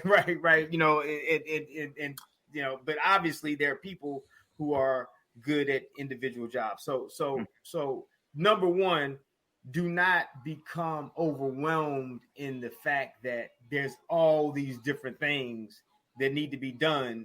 You don't need to know how to do all of them or any of them. However, there are different aspects to the business. For me, I've tried to touch on every single thing. I learned a little bit about cameras. I learned a little bit about, locations and a little bit about lighting. All these different little things. I know enough to recognize if someone else knows what they're doing. Now, having said that, the best to me, in my opinion, is to look at the priorities of making a film, right? So we know there are two things that you have to have. Well, three things you have to have. Well, I'm sorry. 4 things you have to have. Sorry, 4 things. You have to have a script, right? And I know some people that shot movies that really didn't even have a script. They just had ideas and they just kept shooting scenes. And trust me, they shouldn't have done that. So it was the worst stuff I've ever seen. So anyway, so a script, actors, camera, and sound, right? And sometimes the camera and sound can be one thing, right? But again, you need those 4 things. And so my thought process is always trying to leverage your relationship, because one of the things that you have is a script. And most people who are camera people or, that want to direct or I don't know if you guys are trying to direct or not, but, that they want to participate in that manner, they may not have a script because they may not be good writers. That's not something they do, right? The same thing with, you're in Colorado, bro. I mean, like, and I'm going to go back to equity. LA, a script has no equity, right? Alone, right? But maybe somewhere that's not LA and there's a bunch of movies being shot all the time, a script may have more equity because you have a culture of people who want to shoot movies. They want to act in movies. They have a camera. They want to shoot movies. They're a director. They want to direct movies. They're a young producer who would love to get their music in a movie, and so forth and so on. right? So my thing is always about aligning yourself with people who have some level of expertise. If there's a college locally that teaches, film production, man, get with those guys, because if you get with some young folks, now you're an elder statesman. On top of that, just you're a producer making a movie. It doesn't matter that you don't know how to operate a camera. Who cares? They do though, and you're the boss, and you tell them go point the camera over there or whatever, right? And so that's how I look at it, is finding where you have some sort of leverage, and then using that, or some kind of equity, and then using that to leverage your relationship in a community, if that makes sense, right? So it's typically always folks that are trying to break in on some level. And now that is the hard part, because that means that sometimes their level of, expertise may be suffering a little bit, but that's where you come in, because you have to be able to recognize talent. Because just because you haven't shot a movie before doesn't mean you have talent. That doesn't mean you don't have talent. So my thought process is really, diving into the community. And also, man, look, like there are these these online right now, these online classes, like with Creative Live and Udemy or whatever, Udemy. I don't know how you pronounce it. Udemy. That's another. Check them out. Have you ever heard of them? It's Udemy. And then there's another one called what I just said, the other one, Creative Live. And man, they have all these really cool classes for like $29, right? About all these different aspects of the game. So what you could do is you could figure out, okay, what can I control, right? What do I need? What talent do I need to get this thing going? Is it knowing how to break down a script and creating a schedule? Is it knowing how to break down a script to create a budget, right? Perhaps that's the key. And I'm just using it as an example. Perhaps it's directing. I don't. Are any of you guys trying to direct, or you just want to write and get your scripts done? What do you want to do in terms of your job outside of writing? Well, we are content creators. So first off, we want to be writers. Right. I have a desire to direct, although no knowledge whatsoever behind that. So I just know that I can see a movie before I write it down. I can see things before I can explain it to people how I see it. So it would make sense that if I had the knowledge to direct, it would be the best way to get my art into your eyeballs that I would like it to be seen. But I don't have that experience, so I would like to probably, curtail on somebody who's making a movie just to understand, like, okay, this is why, okay, they're doing this, that makes sense. Okay, they chose that. So it's that kind of thing. So yeah, I mean, I would like to direct, but me and Dylan are mostly trying to become writers. Okay. Well, then that's it makes it even better to a certain extent, because sometimes people who want to, and Grant probably can attest to this, I'm sure you come across someone that's a really good songwriter, but they're not that great of a singer. Oh, there's lots of those. But they refuse to give up the singing part, and they probably could be super successful as a writer, right? And there's people that are the other way around too. People that are great singers cannot write a song. They can't write a good song, but they insist on writing songs. Either way. Even though we know that the songs aren't that great, because I can think of somebody that I think is a great songwriter, but actually I can think of a couple of folks that are great songwriters, but they can't sing worth a lick. Like I said, I am also a fan of roots music and all of that. And yes, I'm going to call him out. Bob Dylan, you cannot sing. You are definitely a great songwriter, but you cannot sing in the least bit. I would also argue that even though he didn't write a lot of his songs, and this is more of a folk singer in the African-American community, and actually I believe it was Brian that teamed up with him, was the actual person that wrote a lot of the songs. But Gil Scott-Heron, rest his soul, was not the greatest singer in the world. The Revolution will not be televised and all of that. He was not a masterful singer in the least bit, but he definitely had somebody behind him that wrote some great lyrics that were very about conscious political kind of things and all of that. So definitely those are just two examples. There are a number of other ones that could be out there as well. So I would definitely agree with y'all on that respect and everything. One of the things I was curious about, and it comes to something that you were talking about, Ronnie, and I know Zach still got that whole scroll of questions, so we're going to get to those as well. But Grant, one of the things that you talked about is the fact of what your organization is and how it's just collective and everything. I sometimes wonder about these organizations because I love these organizations, but there are a number of organizations like you got one. There's these Facebook groups that are out there that are trying to put together pools of artists and things of that nature. Do you ever fear or have a fear that there are too many of these organizations out there? And what are you trying to do to make your organization stand out versus those other ones that are out there? Because there are some platforms that are trying to organize artists, that might be trying to organize entertainers, and there are a number of these platforms. Like I said, I think your platform is the best one, not just because you're my friend and everything, but I do think that it's a great one at all of that. But how are you trying to differentiate? Well, I think we are differentiated by the nature of what our mission is. We're not about awards or any of that. I was going to say the C word.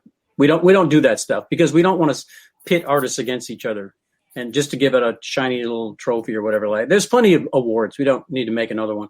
What our group is all about is connecting musicians. That's right in the top of our website. The Indie Collaborative, connecting musicians. That's how we started, and that's what we're always going to be about, and nothing else. We just want to be like a clearinghouse where musicians can find each other. Mostly musicians, but not only musicians. Like I said earlier, we've got actors and actresses and dancers and choreographers and directors, and we've got all kinds of comedians and you name it, and creative people who perform or who are involved in the performing arts in one way or another, either on the stage or backstage, one way or the other.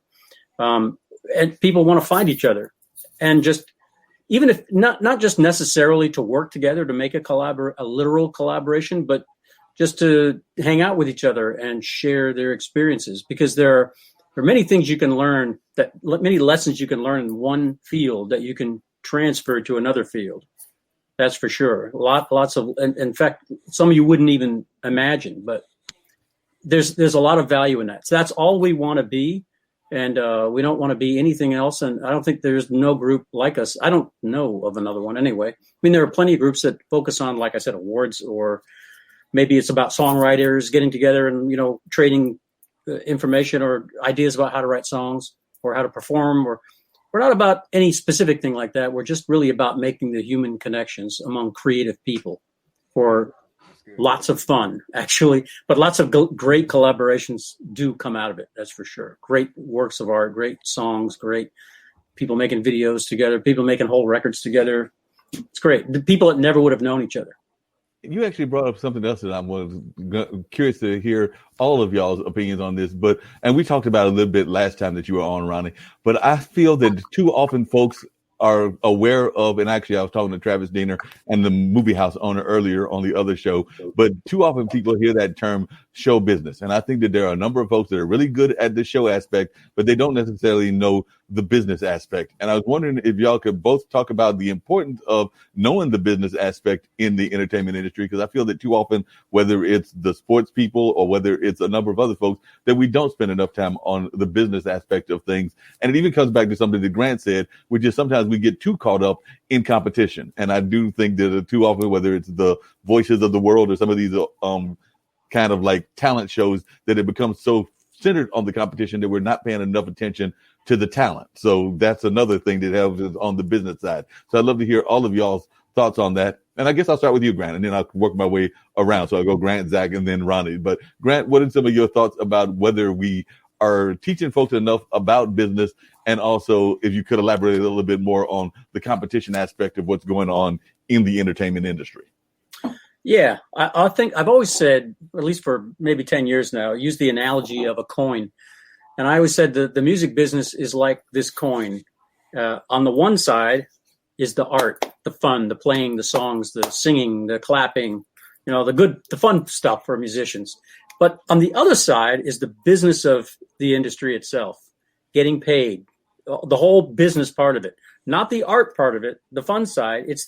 For us musicians, it's the not so fun side. Now, some musicians are good at it, but I would say that's maybe 1%. Most musicians are not good at it, not naturally. They can learn to be good at it, but they're not naturally good at it because they kind of don't like it. It's not so much fun as singing and having everyone clap for you. There's nothing better than that. So, but the thing is, you can't just say, I only want to do the music and not know any of this side of it, unless you just want to be a hobbyist. Like if you want to go out to your local place and sing a few songs at an open mic and you don't want to be in the music business, fine. You don't have to know a thing about it. Just have fun. Play like people used to before it became an industry. Just play your music. Go to church and play, or wherever you want to play. Enjoy yourself. But if you want to be in the music business, you have to go to the other side of the coin and learn something about it, or surround yourself with people that do know something about it that you can trust to help you along the way. But you still have to know something about it, because a lot of people can attest, even like big people like Billy Joel turned his business over to one of his relatives actually and lost 30 or 40 million dollars because he didn't keep an eye on it. He just trusted completely and blindly, and now he paid the price for that. So if you want to be in the business, you can't just have one side of the coin or the other. You got to have both sides. Otherwise, be a hobbyist. Forget about it. And there's nothing wrong with that, by the way. Absolutely nothing wrong with it. If you just want to play music because you love to play music, you're going to be better off than I am, honestly, because you're not going to have any heartbreak at all. You're not going to lose money. You're not going to have any sleepless nights. You'll just have fun playing music. Kind of the best of both worlds. About contests, I don't know. They like the Grammys and all that kind of stuff. I think they're mostly about money and TV ratings. Honestly, I think that's clear to everybody, whether they admit it or not. It's not really about quality or anything like that. So I'm not really interested. I never really have been interested in them so much. I mean, I've been to the Grammys a bunch of times, and it's kind of a fun experience. But I don't really put a lot of stock in the actual process of selection of awards. I don't know. I don't give it much credibility, honestly. Yeah, I can agree with you on that. And I've heard a lot of people say the same things about what I call the emerging artist kind of contest, whether that's The Voice or whether that's America's Got Talent or a number of those. They also don't feel necessarily that they are doing a great service to the music industry either, because sometimes they don't necessarily teach the folks the business aspect of it. And a lot of times folks get discovered, but then they go fade into the sunset after maybe a year or two. It's just entertainment. Yeah. What's your take, Zach, on some of this conversation? And we'll let you go to your scroll questions as well. Yeah, for me, it's kind of on the opposite side, because I'm not in the business. I'm trying to understand and learn the business. I'm looking into the things that I don't know. I was never really taught a way to learn properly, which is a weird thing to say. So I have to learn at my pace with my resources. So like, for instance, the things that I'm learning is like, okay, so I want to be a writer. Is it important for me to get some sort of agent or to get some sort of manager first to tell me the things that I should be gearing towards? Or should I be more in the creative process where do I just create something with the means that I have just to get it out there so people can see it? So I'm kind of in the opposite end of Grant and Ron, where I don't know a lot of the industry itself or the process on what it takes. So I'm interested to hear just their answers, really. So, Ronnie, what's your take on show business? But also coming back to what Zach just asked you, does he need an agent as a writer, or does he not need an agent? So if you can wrap that into your thoughts around the business aspect of the show business, but also whether you think somebody like Zach needs somebody to represent him as an agent. Well, you don't need one, but I've never had one. But it'd help me if I had one. I'm sure. because what at the end of the day is the system is set up to work in a way that benefits itself, but also benefits the people who participate in it in the way in which it's set up, right? So, in other words, if you're into the idea of Grammys and all that stuff, like what Grant was just talking about, then that system that's set up for that, and you have that type of interest or talent or knack, then you'll fit right in, right? You'll like kind of go right into the flow, and and it is what it is. So it's really about finding your niche what your capabilities are and how you attach them to the system itself. But having said that, the business is my point to that is just, it's very important, because it's the business that feeds us and gives us the opportunity to go and do our art, right? And so you have to just have a very healthy respect for it. If you don't understand it, that's fine. You're not supposed to understand it. But what you are supposed to do is make your best effort to surround yourself with a community that, does the things that you look, man.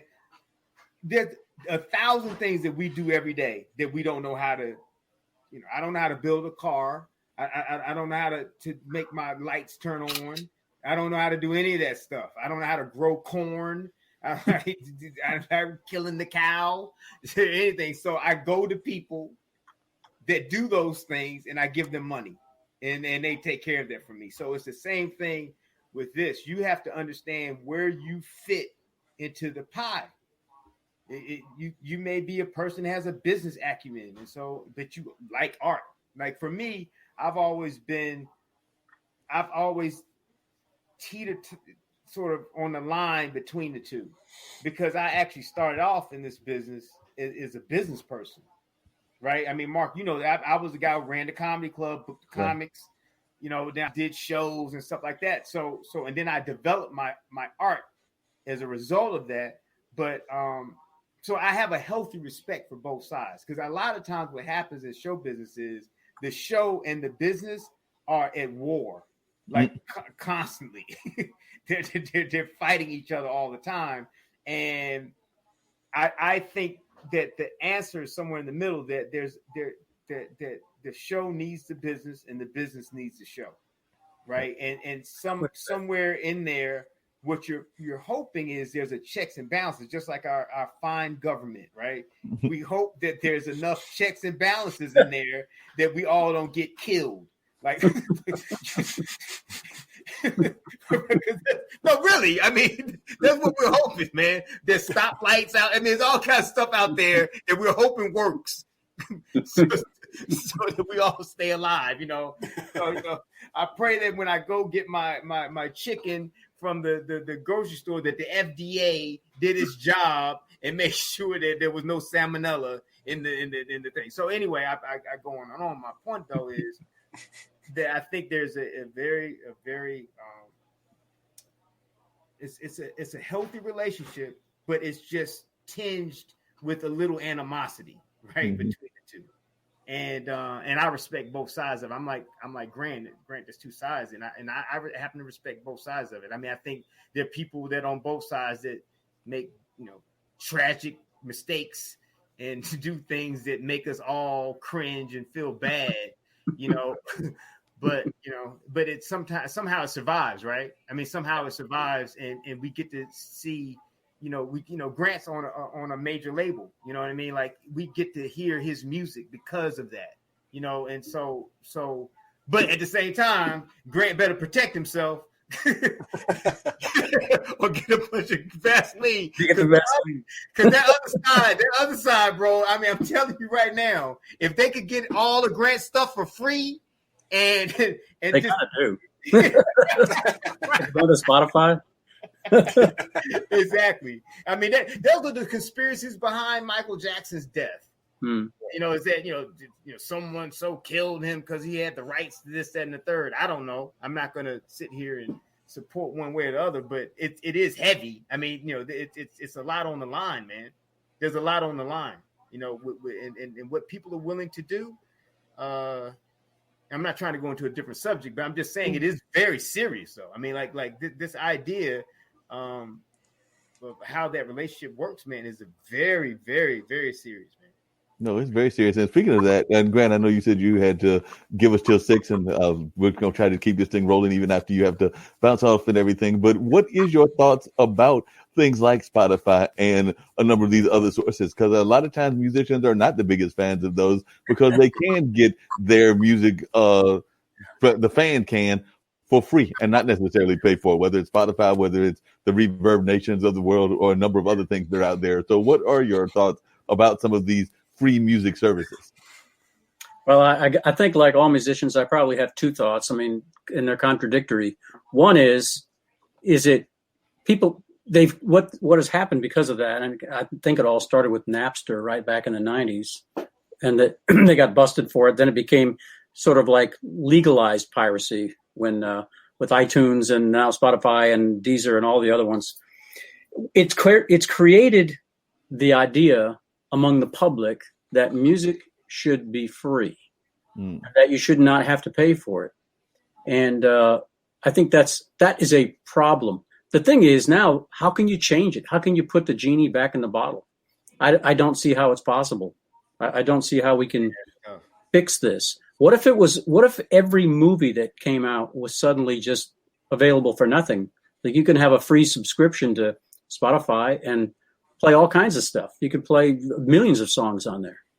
Before Ronnie answers that question and everything, one of the things that I'm curious about is that, and it comes to something we were talking about earlier, is that, and I've worked in the radio mostly on the college side and community side and things of that nature, never worked really on the commercial side. But unfortunately, in the music industry, there are too many folks that they own the venue. They, in some cases, own the artist, and in some cases, they own the radio station. I'm thinking of people like Radio One. I'm thinking of people like Live Nation. I'm thinking of a number of other sources like that. So for an independent musician, I consider you to be somewhat of an independent musician, Grant. That becomes somewhat of a problem because, like you said, I don't know that you can get some of the venues, even venues here in Durham, because they are run by the same folks that also have the big name acts and also have control of the radio stations. True. It's the same with, like you said, same with the radio, like iHeartRadio and all those big ones. They own, they're not going to play you unless you're on the big labels. They're just not going to play you, period. And the people at the local stations don't even have any control over it because they're getting their playlist out of the cloud. And all they're doing is pressing a button in the studio. They cannot control what they play. It's a whole different world now. So people like me, unless you're a major artist, you can't get on these big radio stations. You literally cannot. And you have to be on the independent or the college stations or the community radio, all that kind of stuff. Like you said, with the venues, the same thing. And with the streaming, the money from streaming is quite large, but I think about 90% of it goes to those big three labels. Wow. And that means that I think I saw something the other day that the average independent musician on Spotify or something like that made like $27 a year or something like that. Because the good thing about everybody can now make music and get it out there means that there are millions of musicians out there putting out music. That's true. And very few of them make any money. Very few. But on the other hand, how much can people consume? So if you have this endless supply of 10 million songs coming out every day, not many of them can really break through and become successful, especially if they're not backed by the kind of the big powers that control that universe and that get 80 or 90% of the money that is generated overall goes to those big three labels. And that leaves 10% of that pie for 10 million other people to divide and each get 5 cents. There you go. Here's your coin. Yeah, that's right. Would it be the same thing for the film industry as well, Ronnie? Because like I said, we always hear about, the big folks, including the one that's got your name in it and everything. But then we hear about those big studios and all of that. But then it's the smaller independents that we don't hear as much about. I know they're out there and everything, but do you feel that it is as much of an impact on the movie side as it is on the music side? Or do you feel that the independents have a greater voice in the movies than they do, say, in music or some of the other industries? Because I've even heard that the book industry is hard to break into and things of that nature. But what is your thoughts as to being an independent as a movie maker? Well, it's kind of interesting. With movies, it's different than music. It's actually vastly different when it comes to that part. Creatively it's similar. And the fact that, the end user is similar, but the pathway is a little different because you're typically if you shoot a movie and it's a decent movie, I mean, like, you've had to put money into that thing. I mean, like, it's not, you can't just, you and your buddies go shoot a movie unless you and your buddies are, Spielberg and those guys, and just decide to do it for free. I mean, but I'm saying that you have the equipment and the actors and the locations and all those types of things. You're going to spend a certain amount of money, right? And so now what that does is it puts you in a very specific position, because this isn't just your time. This is like a ton of not other than a house. No one is going to spend $100,000 in their life, right? Like, other than the most major thing you've ever done, right? And $100,000 movie is like dirt cheap. Okay, I think they say the average Hollywood movie is $60 million.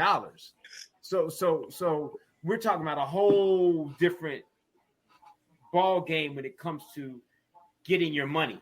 So the game changes. Now, having said that, because of that, the studio system is that's the system. It's really no other system than that per se. Now, even with the independents, you still have to go get distribution. Right. You still have to go to some. You can't do that. I'm sorry. You're not going to do it. You're not going to put your movie out by yourself. 9 times out of 10. I mean, I'm not saying it's impossible. People do it from time to time, but what I'm saying is, in order for you to get the movie industry makes about 65 to 70% of its money overseas. The American movie business, right? So that means that you have to have. I'm just saying, if you think it from that perspective, now you got to look at all the different territories around the world that you can sell to, or that you have. So now they're all relationships. So there's thousands of these different relationships that exist throughout, and the only way to get in is through one of these gatekeepers, because you're just not going to. And especially now, it's even harder, because back in the day when you had people like Master P, who was selling, DVDs out of his trunk or whatever he was doing or whatever, you can't even do that now, right? And how many are you going to sell, man? Like by yourself? Like, how many are you really going to sell? So I don't think that you can. Yeah, you may be able to avoid the studio in terms of funding your movie, but you got to come back, because you're going to need someone to distribute your movie, and that person or entity is going to have to be comparable to how much you spend on your movie. So in other words, if I spend $80 million on a movie independently, and it happens, I'm going to Sony or Warner Brothers or one of the majors. I'm not going to, Joe Smith, the distributor, who has, he's doing okay, but he can't handle the $80 million movie that I need 3,000 theaters and all that kind of stuff. I mean, obviously theaters are not the same, but you get my point. It's the relationships, because it's the relationships.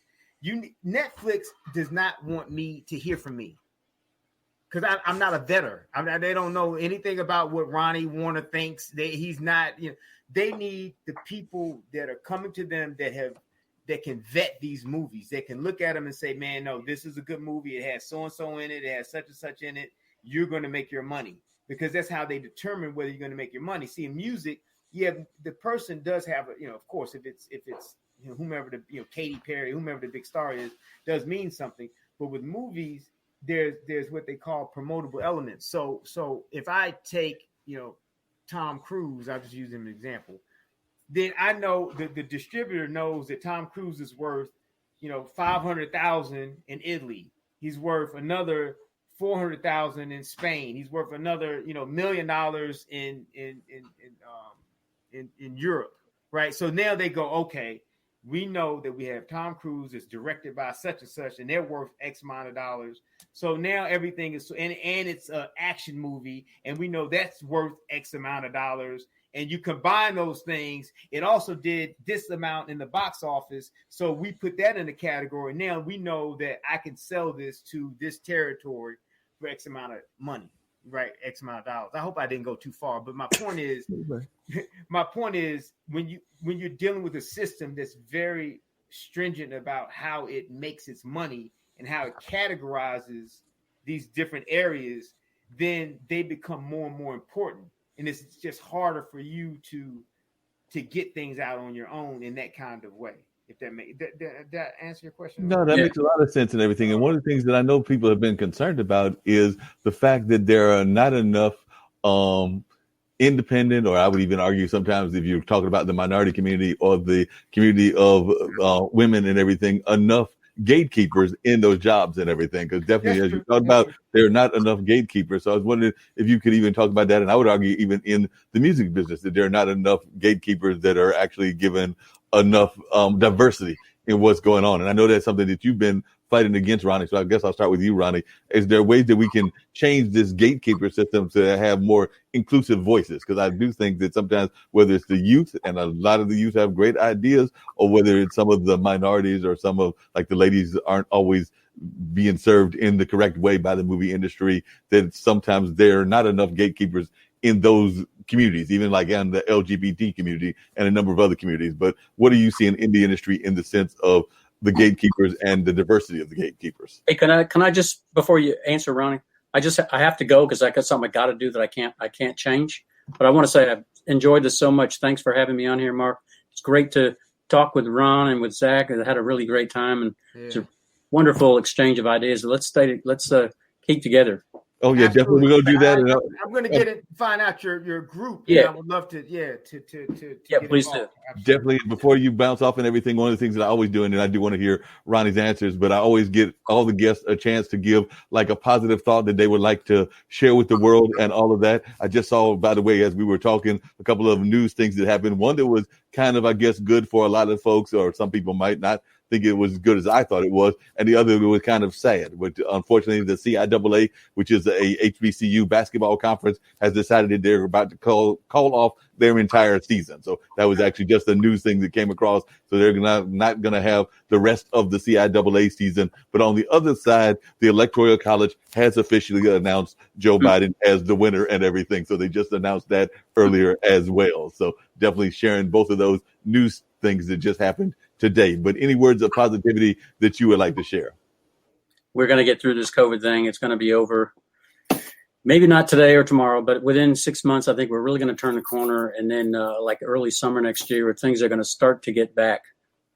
It won't go back to exactly the way it was because, every challenge like this whole thing has created some changes in the way we do things and the way we communicate and the way we share media and the way we watch movies. And I don't think we're going to roll it back to as if that COVID never happened, but I think we'll get back to where we can enjoy our lives a whole lot more, and come together in person and give each other a hug and listen to music together and just have fun like we used to. I can't wait for it.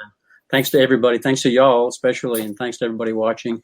Acoustic Cat, hit me up on my website. I'd like to hear from you. And thanks again to everybody. Glad to have you on. You're awesome, man. Look forward to hearing your music. I guess I'm leaving the studio. Here I go. All right, cool. So he's heading out the studio and everything of that nature, so I can definitely get it. Yeah, I like that.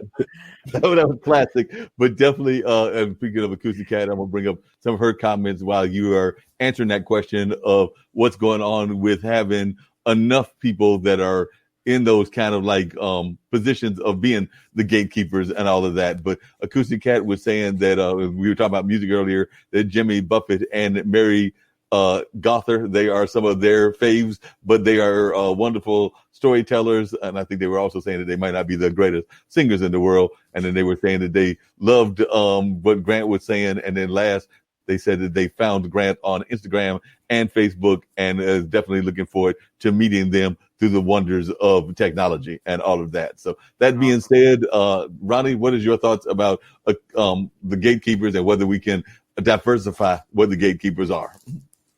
Yeah, I think so.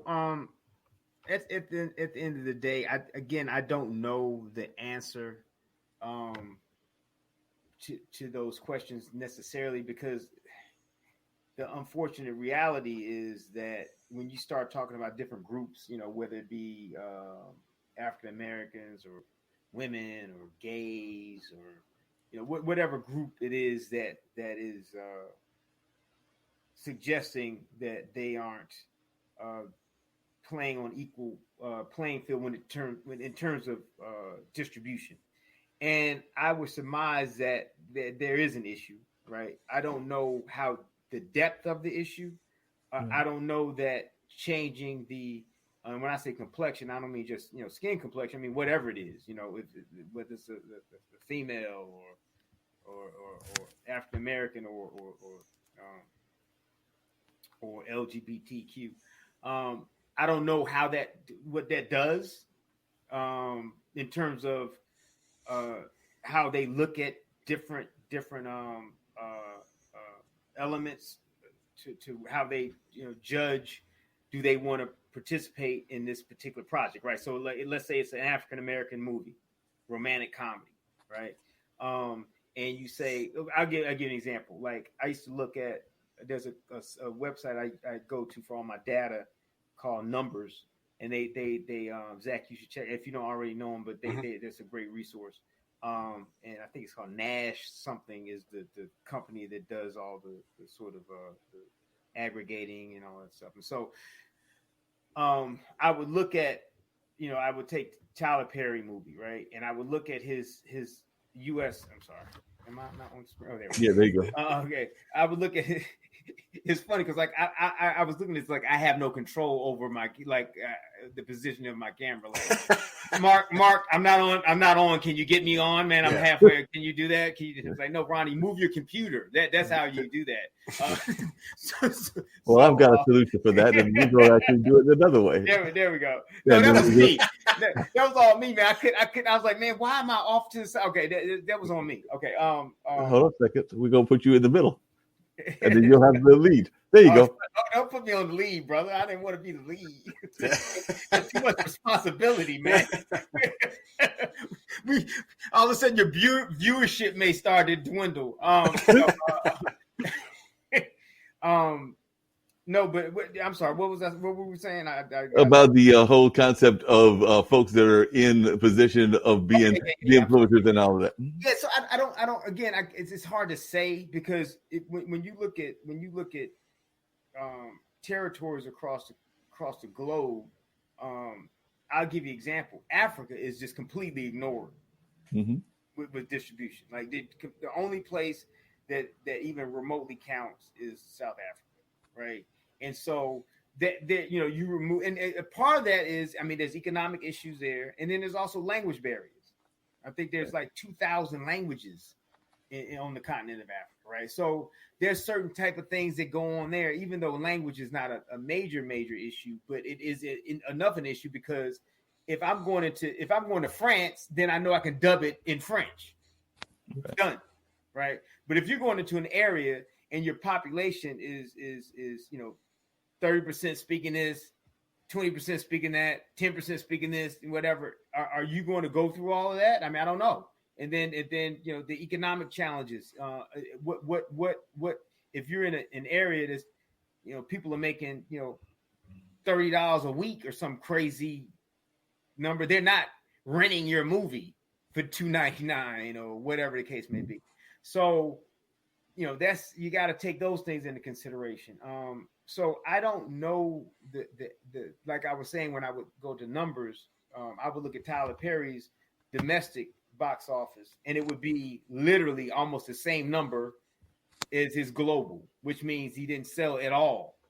So even though this guy is hugely popular in the United States, for whatever reason, his stuff wasn't being sold anywhere else. Now, so there's a couple things you have to look at. The movie industry, what they did was they're selling American culture, and right. There's an identity of what that looks like, right, to the rest of the world, right, and it may not look like a Tyler Perry movie, right? I mean, historically, what they've sold. So now you have to rebrand. See, so that becomes so some family in Sweden. I don't know that they want to see Medea. I don't know, because there's a cultural, completely different thing going on, right? And so that's a space that you can't really put a definitive answer on, but you can say for sure that there are issues. Right. And I am not inside and deep down enough in the weeds to know specifically what they are, but I know they're a lot more complicated than just saying hey man, we need more diversity. Yeah, of course we need more diversity, but I mean, there's a lot of things that go into becoming diverse. Right. You know what I mean? So what does that really mean at the end of the day? So as a filmmaker, my goal and my job is to figure out what it is that whomever I have a relationship with or contact with, what are they buying?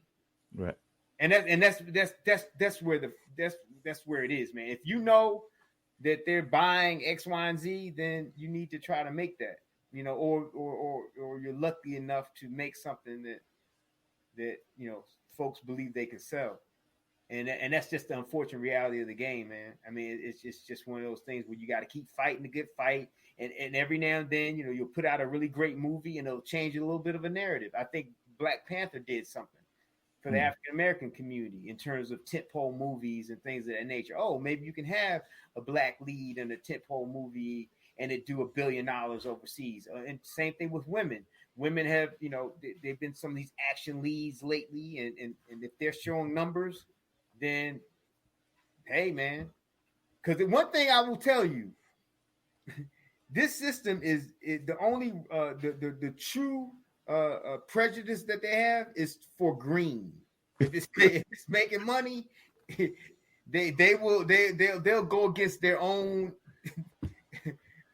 moral code, if you will, if they have one, to make the money. That's what I believe. Wow. Zack, I know you still got that scroll of questions, so we'll wait for you to pull out that scroll again, because you're the one that's definitely trying to make some movies. So I'm gonna let you go with your scroll of questions for Mr. Ronnie Warner. Yeah, but to touch back on your last question, though, I think it's important to make sure that, people want to make money.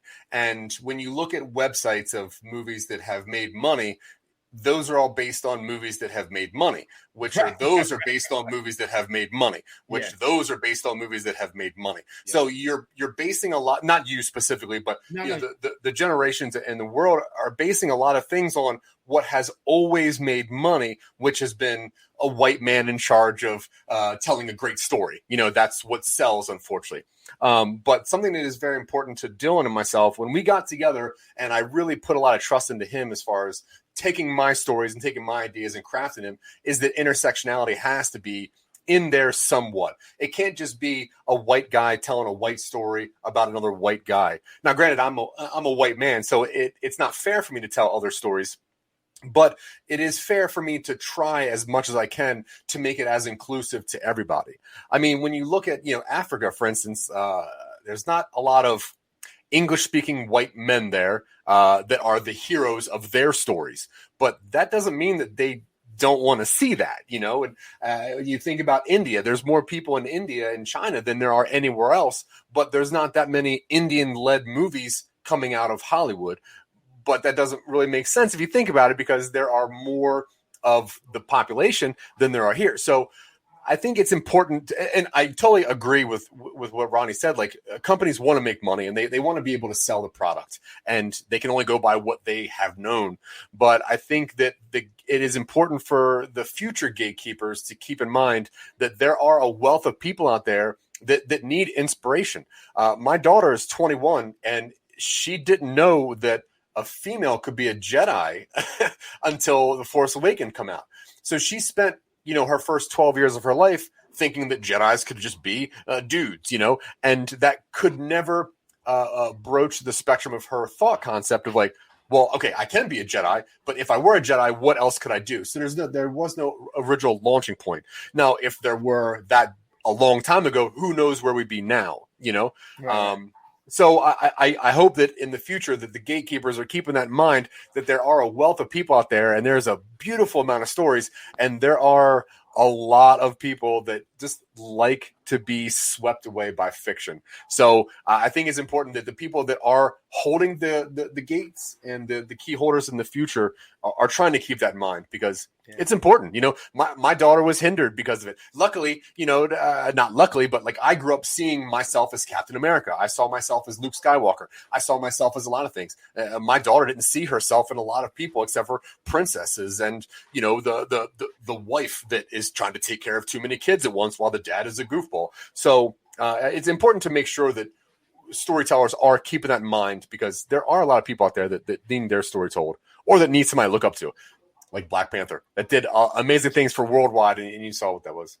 Yeah. But moving forward with some more of my questions, we do have a lot of these stories that Dylan and I have scripted out, and we have tried to transfer them to different mediums, such as trying to make them audio podcasts. We took one of our stories that was a pretty intriguing sci-fi story, and then turned that into a choose your own adventures style podcast, where you would actually listen to episode 1 and then choose which next episode you would go to. And we're kind of formatting that. My question is, if you do have a concept, is there any value in investigating different mediums of that concept, or would you have burnt that idea out?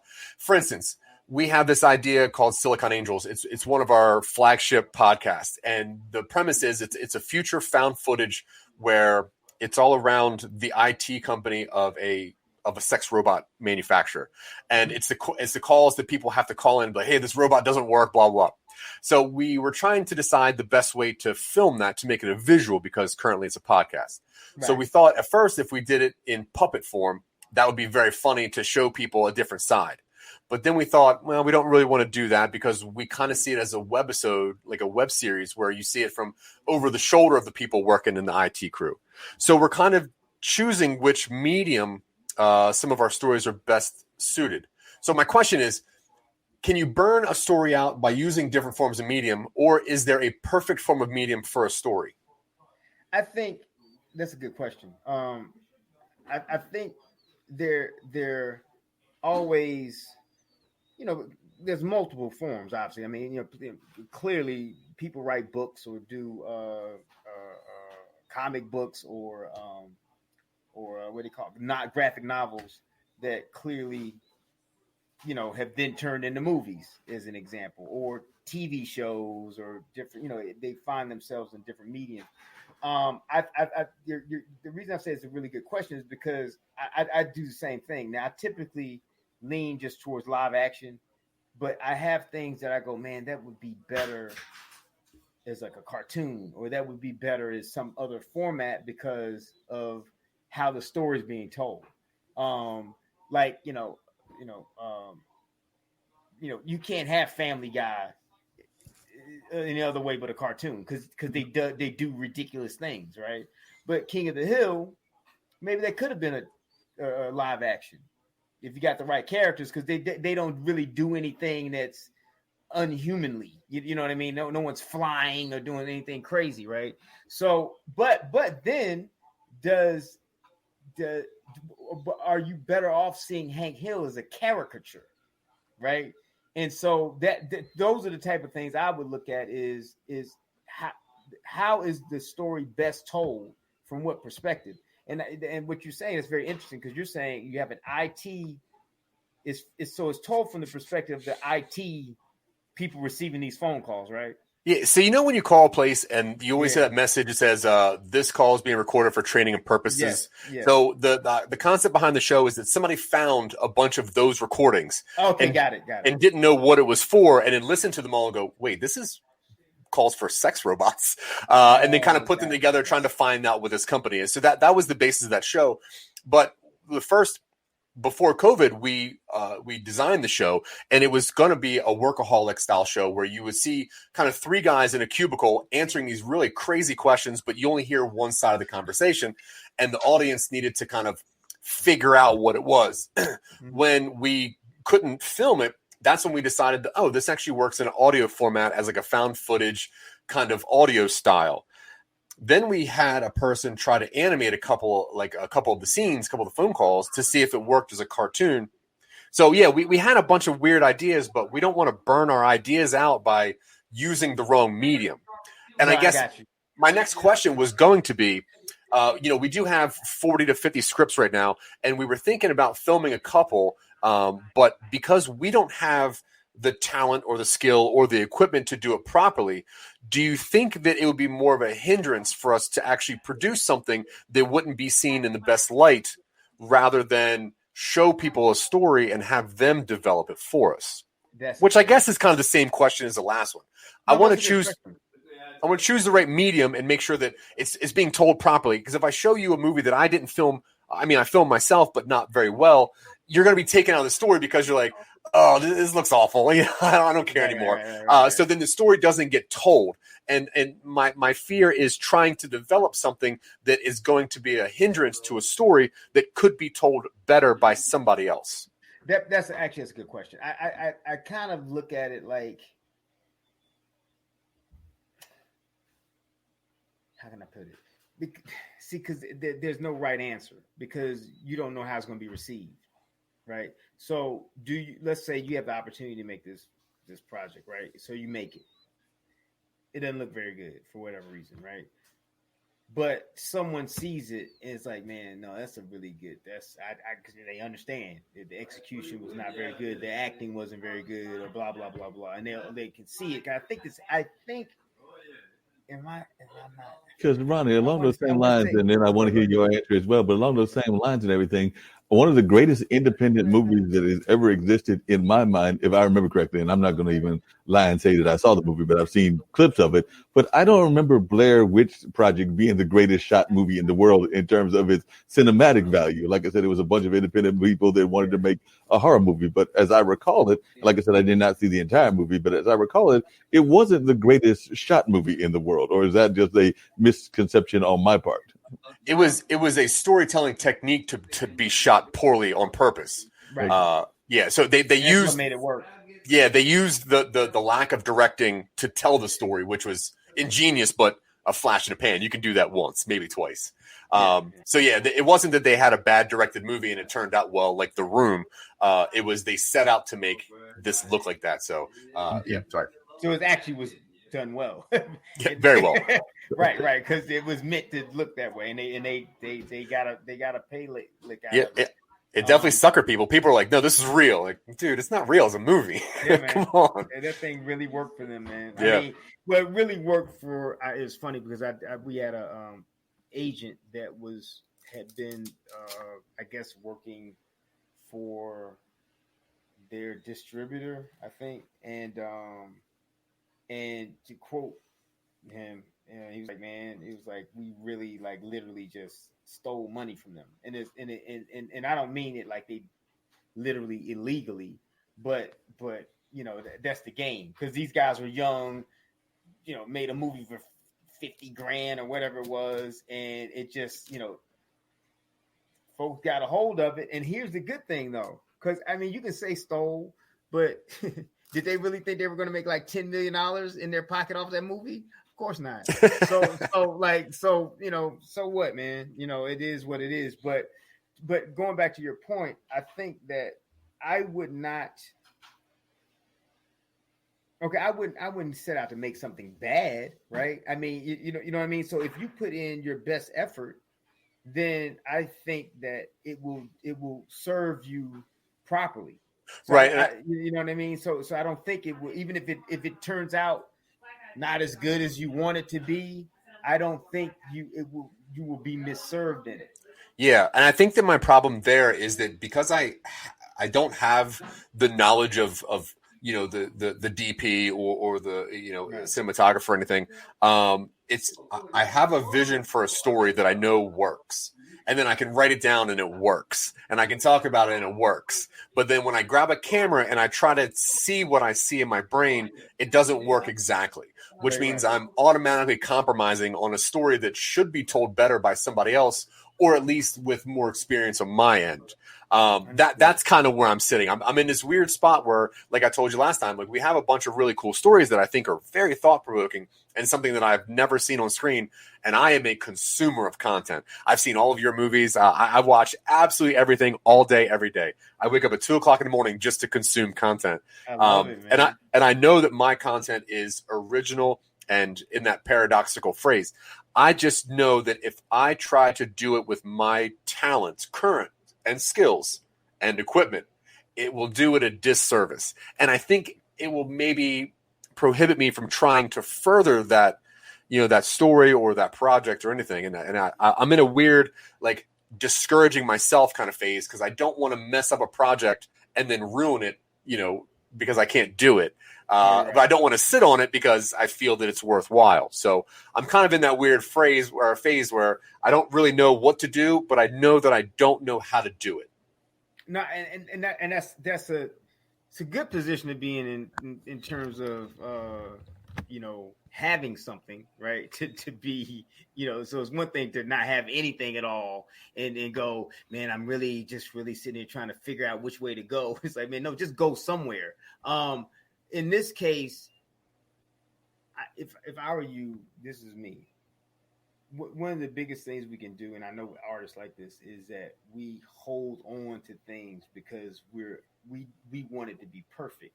And we're not understanding that the outcome is never the point; it's the journey. That's what creates the outcome, and the outcome is not to be predetermined. You don't know what that outcome is going to be. Our first movie, I was grossly disappointed in it.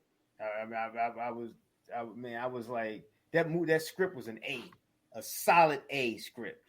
Trust me. And the movie to me is maybe a C plus. And then over the years, I get a little sentimental. I may go up to a B minus from time to time, and, it wasn't bad.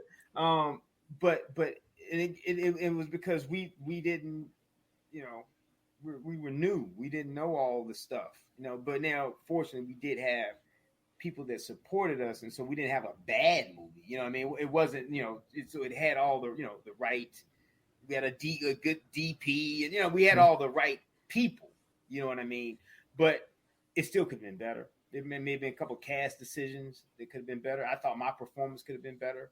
A lot of little things that I go, man, we missed the mark. And and according to what they expected from the movie, we did miss the mark because that movie was supposed to be a theatrically released movie. And when we tested it, I think it got like a B plus, A minus or somewhere in there. But because of what they felt like they were going to have to do in order to, present it, they felt like that response, even though it was a really good response, wasn't like, oh my God, gut busting response. Because that's what they felt like they would need in order to push this movie with these two leads in it, which was one was me, who's an unknown, and then Danny Masterson, who is he's not unknown, but he's not a movie star. He's the guy on the show. Yeah. You know what I mean? And he's not even the good guy. He's like probably the last guy. I don't know. Yeah. I mean, you know what I mean? Like I don't know, like Kutcher and all those people. Yeah, he's number 4. Yeah, he may have been number 4, and that's no knock against Danny. He has other issues to worry about right now. Yeah. Unfortunately, man, I hope that works out.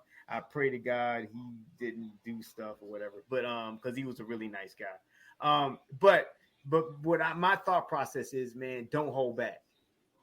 Because you wait, if I have an opportunity, go for it. If you have but now I wouldn't say force it. Yeah, I wouldn't say go out, man. Fucking, we're gonna do it on the iPhone and just go out there and do it. If you're not inspired to do that, you know what I mean. But I wouldn't sit on it either, though. If you have an opportunity, then you got to go for it. Well, we don't necessarily have an opportunity. What we have is the idea of a couple different drives. And one of them is to create something and really just push it into people's faces. But we are afraid that because we don't have the knowledge that it's going to just be represented incorrectly. But push it in what? Like when you say push it in what? In what format? Are you talking about on the show itself, or are you saying animation? What format are you saying push it? Well, like take one of our concepts and try to film it on like a cell phone, try to work it through an iMovie program and actually create a mini short film. Got it. Just so that we could put on YouTube and so we could send it to people and say, hey, this is kind of our idea. But I think that currently we're stronger writers than we are I got you. Creators yet. So do you have any kind of budget at all? Like, do you have whatever money we can put together. We kind of pitched an idea to IBM TV and sent them a budget to create something, and we're still waiting to hear back from that. Okay. But yeah, we're in that networking phase where, like I said, we're sitting on a bunch of stories that are cool. It's just I don't know what to do with them. And I got you. So that's a tough position because what you're saying is you're not man, yeah, I get what you're saying, because you're saying you guys aren't even, you're not necessarily like, hey, I want to be a filmmaker in terms of a producer and all. You're content creators, and you want to get your content out. And, right.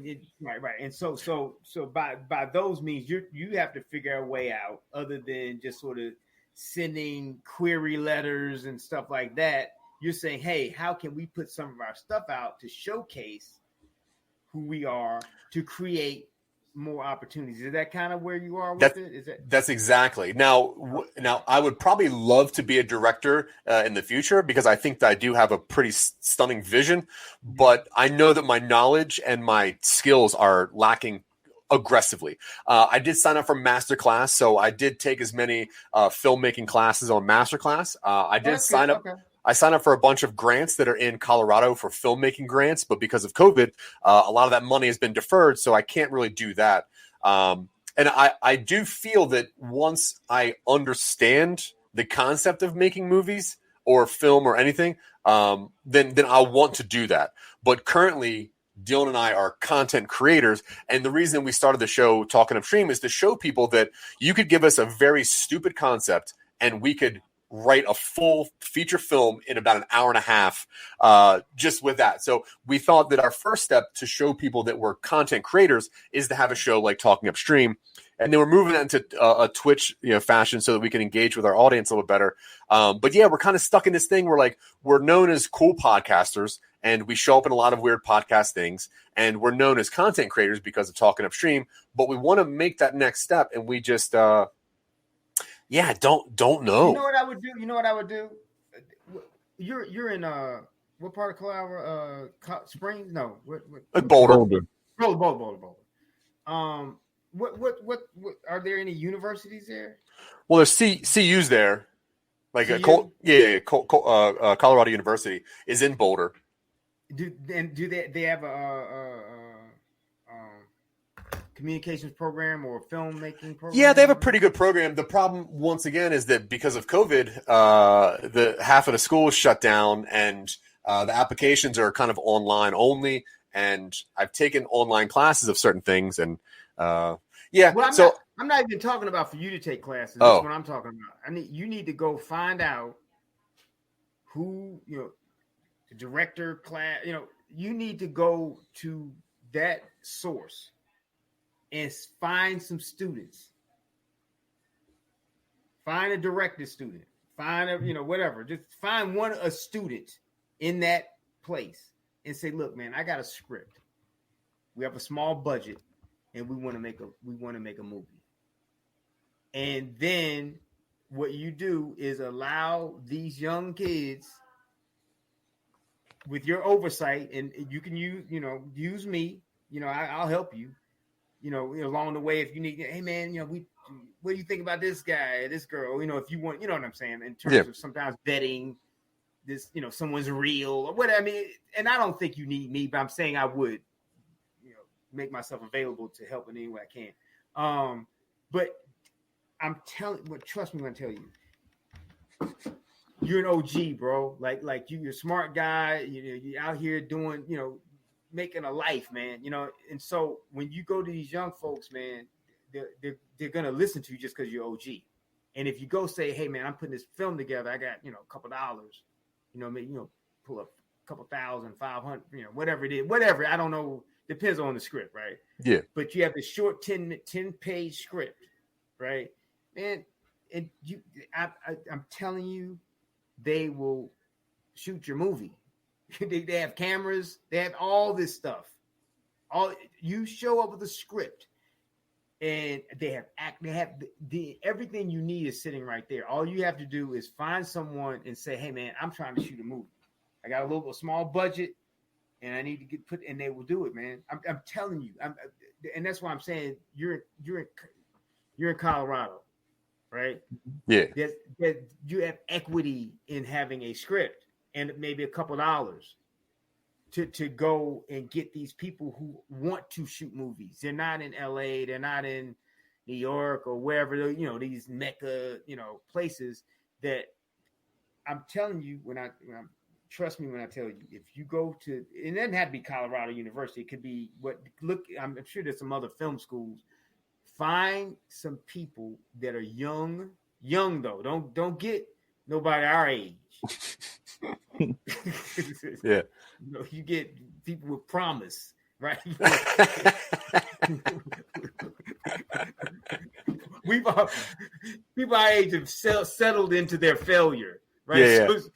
So don't find anyone that's settled into their failure. Find someone that has hope.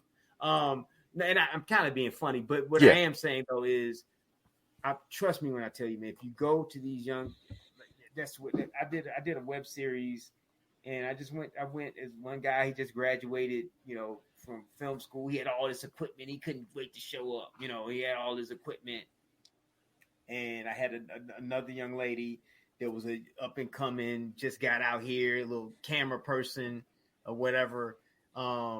We had makeup people, everyone, because people, it's like what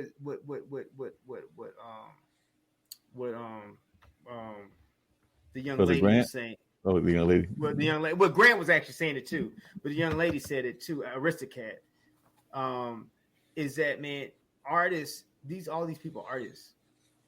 They're artists. The camera person is an artist. The director is an artist. The producer is actually an artist. We're all artists, and we want to work. We want to work. We want to work. It's not just the money. It's being out there in the grind, right? So if you offer someone an opportunity, then man, they'll run with it. And so, the most beautiful thing about being a creator, I'm gonna tell you, man, when I did, I mean, I had written before that on a TV show, but I'm going to use Puff Puff Pass is the first time I really was on the other side of the table. Like when I was writing for the sketch comedy show on BET, we weren't involved with because we wasn't casting. We had a cast already, right? So I did get a chance to see my words acted out, and that was always amazing.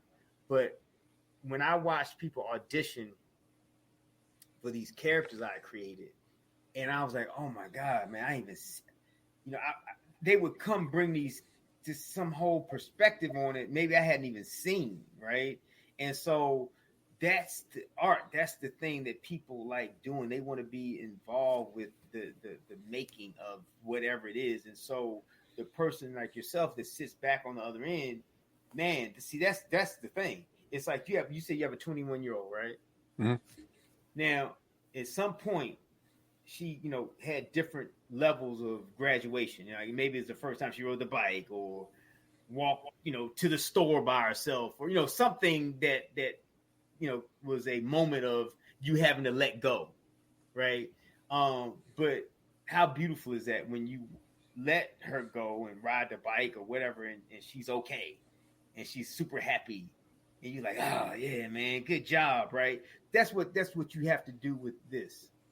It's you're birthing a child, and then you gotta let it go, and let someone else go be a part of that journey with your child, right? And that's the same thing with this. And you just need to find the right, caretaker. And like I'm saying, if I were you, and maybe you can, muster up a couple grand or whatever it is, just sort of, make sure you're feeding people and the basics, right? And make people feel good. Maybe just a couple dollars in their pocket, gas money, whatever. Man, people will shoot all day long, man. All day long, and you'll be surprised at the quality. If you catch someone in film school, man, they want to be good. They've convinced their parents to put them, pay thousands of dollars for something that probably may not work out, right? Yeah, that's very true. Hey, Ronnie, just real quickly, and that's you're good. And coming back to a question that I know a lot of folks that are watching will probably be wondering, and it may even be one of those questions that Zack was going to ask you eventually and everything. But I know there's a lot of folks that are very much interested in making movies. You definitely had success with Puff Puff Pass, with This Christmas, and a number of other ones. But they try to go out, they try to raise money. I find that a lot of times people will go and try to do what I call the family plan, meaning that they'll go ask family members and things of that nature. Sometimes they'll come on board, sometimes they won't. But then I also find a lot of times folks will try to go to the folks that they think have money. And sometimes these folks may have money, but they may have no interest in making movies. Like I know there was a local filmmaker here in North Carolina that wanted to make a movie. I think he still has an interest of this house party type movie that he was going to do. But he went to like the lawyers and the doctors. And of course, the lawyers and the doctors said, yeah, we're down with you making this movie. We'll definitely support you and all of that. And I remember he didn't rent, but he got a big lawyer's office. He then invited them to come to the pitch meeting, for lack of a better term. And as I recall, nobody showed up. I think we saw, maybe because I was involved in that project, I saw maybe one or two people drive by. They did what I call the drive-by. They saw no other cars. They didn't see the other Mercedes-Benz or any other fancy cars, so they kept on going. And like I said, I know that they encountered them later on, and actually a mutual friend of ours, Brett, was involved in this same project, so he can tell you about it just like I can. But what is your advice to folks that are wanting to do movies on an independent level and are trying to raise money? Because you've mentioned figures a couple of times, and we're in the middle of a pandemic, but hopefully, like Grant said, we'll be out of this after a while, and the vaccine and everything will work. So we're just going to put it in the future in a normal time. But what ways would you suggest folks go after money? Because I do find that a lot of times people have great ideas like what Zack has, but they don't necessarily have the capital in their pocket. So what are some of the ways that you would suggest people go after that money? Here's the unfortunate reality is that I don't know there is a way, right? Because what you're dealing with is what they call angel investors, right? And angel investors are people who are, literally they're angels. Like they just like Zack. And, and what's your partner's name again, Zack? I'm sorry. Dylan. Right, Dylan. They like Zack and Dylan, man. They think they're really funny. And they found out that they have oh yeah, man, what were you making? Yeah, it's a great idea. And for whatever the reason is, I don't know, they give them money because it's not a sound investment at that point, right? Like, I mean, it's not, because you can't quantify it. Right. Investments are made based on quantification. Right. So if I'm a real estate investor, I go, okay, this market, I can get this house for this much money. It's going to cost me this much money to fix it up. And the market is bearing this much money, days on the market, blah, blah, blah, blah, blah. So it's worth my $300,000, and I'm going to make $400,000. If Ronnie walks up and says, man, I got this great movie, how is he showing, how is he making the money? So my suggestion is, number one, pitch to anybody and everybody, however you can, and whatever is within your wheelhouse. Be a good person, be a likable person, because they're investing in you, not your project per se. They're investing in you. So whoever you are, be the best of that. And I always say this, and I say this somewhat tongue in cheek and somewhat serious. If there's one class you should take, that would be psychology, because because you can't be a person that's, okay, I'm Zack and I'm a really cool guy, I'm funny, I'm smart, all the things that you are, right? But then you may be a person that, okay, I've studied such and such, who I'm going to meet. And, they like stoic people that are really, and so maybe you need to go in there and do that. I don't know. I found this angel investor, man. I think they like it, but Zack, man, they hate beards. So you've got to go. Zack has to decide. Zack has to decide. Right? Zack don't need a beard, right? But suppose it's like, yeah, man, but he really likes his men in dresses. I mean, okay, you gonna do that too? I don't know. Yeah. So my point, Zack said, yeah, I'll do that too. Yeah. No, easy. But my point is, I'm saying, like it's understanding people. It's because it's not. It's a real quick story. And oh my God, this was so crazy. So my partner at the time, who was an actor, he this famous casting directors, I'm not even saying any names, but famous casting director had come to him and said, hey man, have this guy, they want a letter of intent from you and they're willing to pay X amount of money. Okay. And she was going to get a little piece of this money. Mm-hmm. Okay. And so my partner said, man, look, he sent me the script. He said, look, I want you, check this out. They come to me about this. Let's sit down and talk to him. Because, we would always look at things as, potentially, is this a project that we should take on? Right. Since they're coming after him to play this lead or whatever. And so, but my partner is a guy with a lot of integrity. So he wasn't just going to, first off, a letter of intent is non-binding.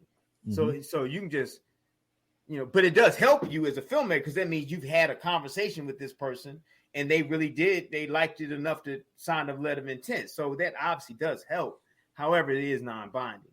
But because, like I say, my partner has integrity, he was going to read the script and say, hey, man, I'm down, but you're going to have to make these changes, right? Because I'm not going to put myself to be involved with something I think is less than quality, right? And so and again, like you say, he asked me, can they just meet at our office, blah, blah, blah. I said, yeah, man, of course, whatever. I'll be, and would I be there? I said, yeah, it's cool. So we'll sit down. So I didn't get a chance to read the script, but, I still obviously went to the meeting. So we're sitting there and he began, and the guy that's the investor's there, the writer director's there, and the casting director's there. And she knows she's about to get this money. He just needs to sign the thing, right? So my father sits there and goes through the movie in terms of, okay, these are the notes. And man, he had so many notes, man. It was like a page one rewrite, bro. It was like, the notes just kept going, right? And so the kid, because we're on Warner Brothers lot. So this kid is this, filmmaker all of a sudden sitting on Warner Brothers lot and this, celebrity, with this famous casting director, and someone's about to write a check on their behalf. And so he's just taking the notes going, yeah, okay, I can do that. Then the investor's sitting over there going like, yo, man, that's a lot of notes. Like he's like, because then he's going like, are you going to be able to rewrite this thing? And I could see the look on his face, right? So they're sitting on the couch and literally, man, I wish you could see me, but the guy just starts sliding down the couch like the investor. Like he's like literally just like if the meeting's going, like he's like ends up like he's down like this. And so I'm sitting over here, and because I have no interest in this, I'm a complete observer.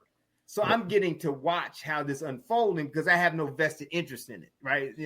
I'm not giving up any money, I'm not receiving any, so I can just watch the dynamics. And so we get to the end, and the guy, and I said, man, you okay? And he's there, he's down off the couch, like he's like, no, I'm okay, no, I'm fine. So he gets up, and then he looks at my partner and says, so you, so the notes, and he's like, yeah, I mean, no, but I think just take care of that. And he looks at the writer, and the kid's like, yeah, I can do it. And so now this guy's writing, tens of thousands of dollars in a check, right? So he has this big business checkbook, right? So he opens up a checkbook and he starts writing a check, right? Messes it up. He writes something wrong on it. Says, no, that's wrong. I'm sorry. This guy wrote 4 checks before he got it right because he didn't want to write the check. I could tell he kept making mistakes on the check because he knew that this money was never going to be recouped. So he knew he was going to lose that money from jump. But he didn't have because we're in a pressurized situation. Right. So it was going to be up to him to make an executive decision and look at this kid and go, look, make the changes. We'll come back to you, and then I'll cut to the check. Right. The girl who the cast director, while my partner was giving all the notes, is looking at him like, would you shut up? Because he should just take the check because she's afraid that this guy's going to do what, he's sliding down the couch, man. Like she knows that this guy doesn't feel comfortable writing this check. She wants the money, right? So, and then the kid, he's oblivious. He just knows, hey man, my movie is being treated with a certain level of respect that all of us would feel great about. Zack, I'm sure if you're sitting there with some big casting director and some major actor and they're giving you a ton of notes, you're still going to be like, hey man, I'm here. I got it. Yeah, man, I got it. I'll take care of the notes. Anyway, the guy writes the check, cuts the check, and we all, they leave. The cast director leaves and everybody leaves, and we're standing there, and we had our assistant at the time. We're out in his part of the office, which is where the entrance, and we're telling the story and we're laughing because not that the guy, it was an honest deal. No one screwed anyone over, but we knew that this guy just gave up this money. It's never gonna happen, right? So we're sitting out there laughing right about it and telling the story because it's such a Hollywood type of story. Mm-hmm. And then we look up and the guy and the writer and the investor are standing at the doorway. Now, like, oh yeah, we forgot our keys, and we're like, oh, damn. I was like, damn, did they hear us? Because this guy just wrote a check for like $30,000, bro. Like, and again, that's my point. He was an angel. He this kid had done some little movie, right, before, and it's some, wasn't, what I mean, something like a very, very small movie, but it was his wife's something, so, whatever it was, and he believed in the kid because he saw this young kid that was trying to do good things or whatever, and he had this script. He doesn't know anything about movies. Wow. But he said, man, I'm willing. And it made a little contact with this person. And she said, sure. Give us this money and I'll get him to sign, and so they're in it. But again, it was purely this guy had a thing for this young guy to want to help him out.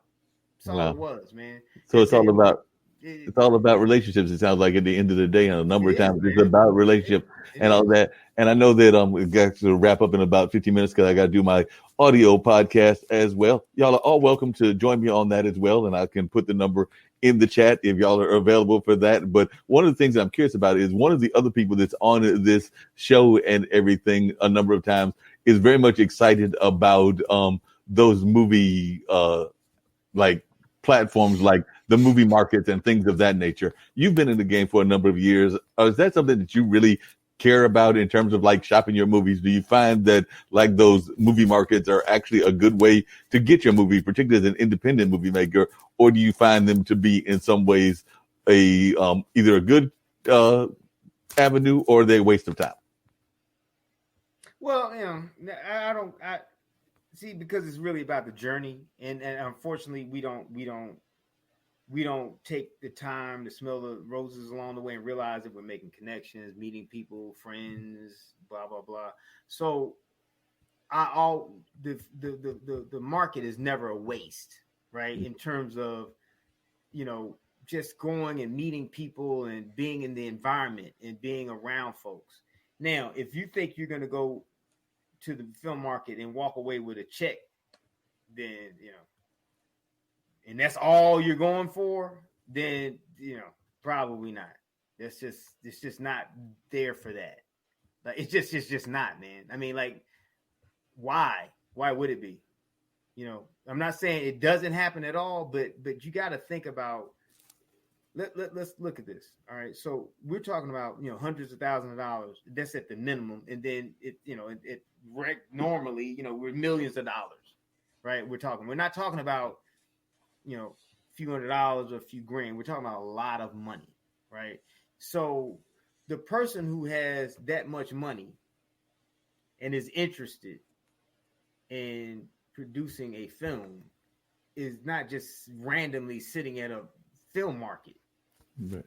People at film markets to buy films that already been made, with stars in them and whatever they think is going to generate income, and there are other people there to showcase their movies that have already been made, and then there are people there that are from different countries or states that are there to promote their state or their country as a film location because they make money from that. and you walking in there with your script and zero is not attractive.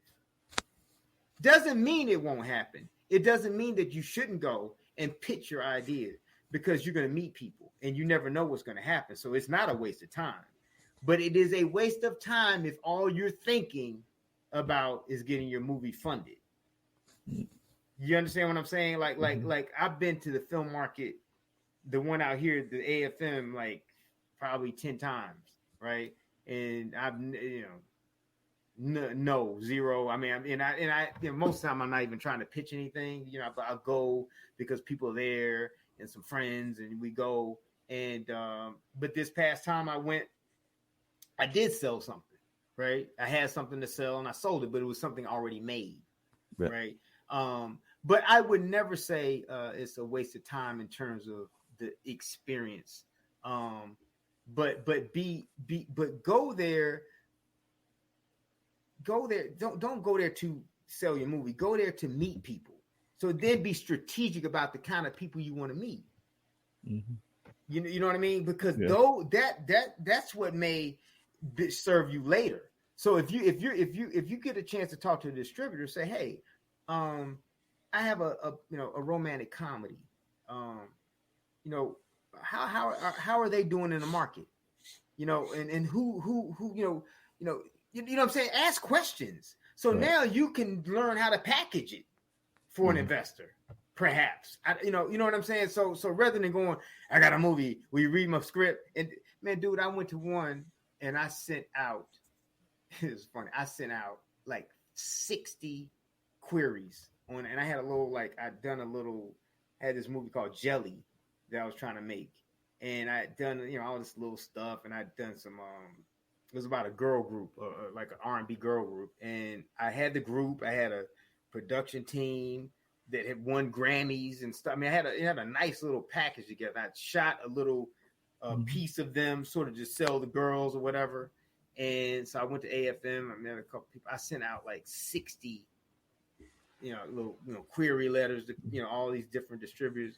Dude, I didn't even get one. No one even said, hey, like zero responses, right? Yeah. And so then a year or two later, when I took my horse racing documentary there, the guy that I ended up doing the deal with, it's been several months. We've been kind of going, dealing with this thing because, we had to do deliverables, blah, blah, blah, blah. He all of a sudden, he texts me, goes, hey, did you send us a package like jelly or something, whatever?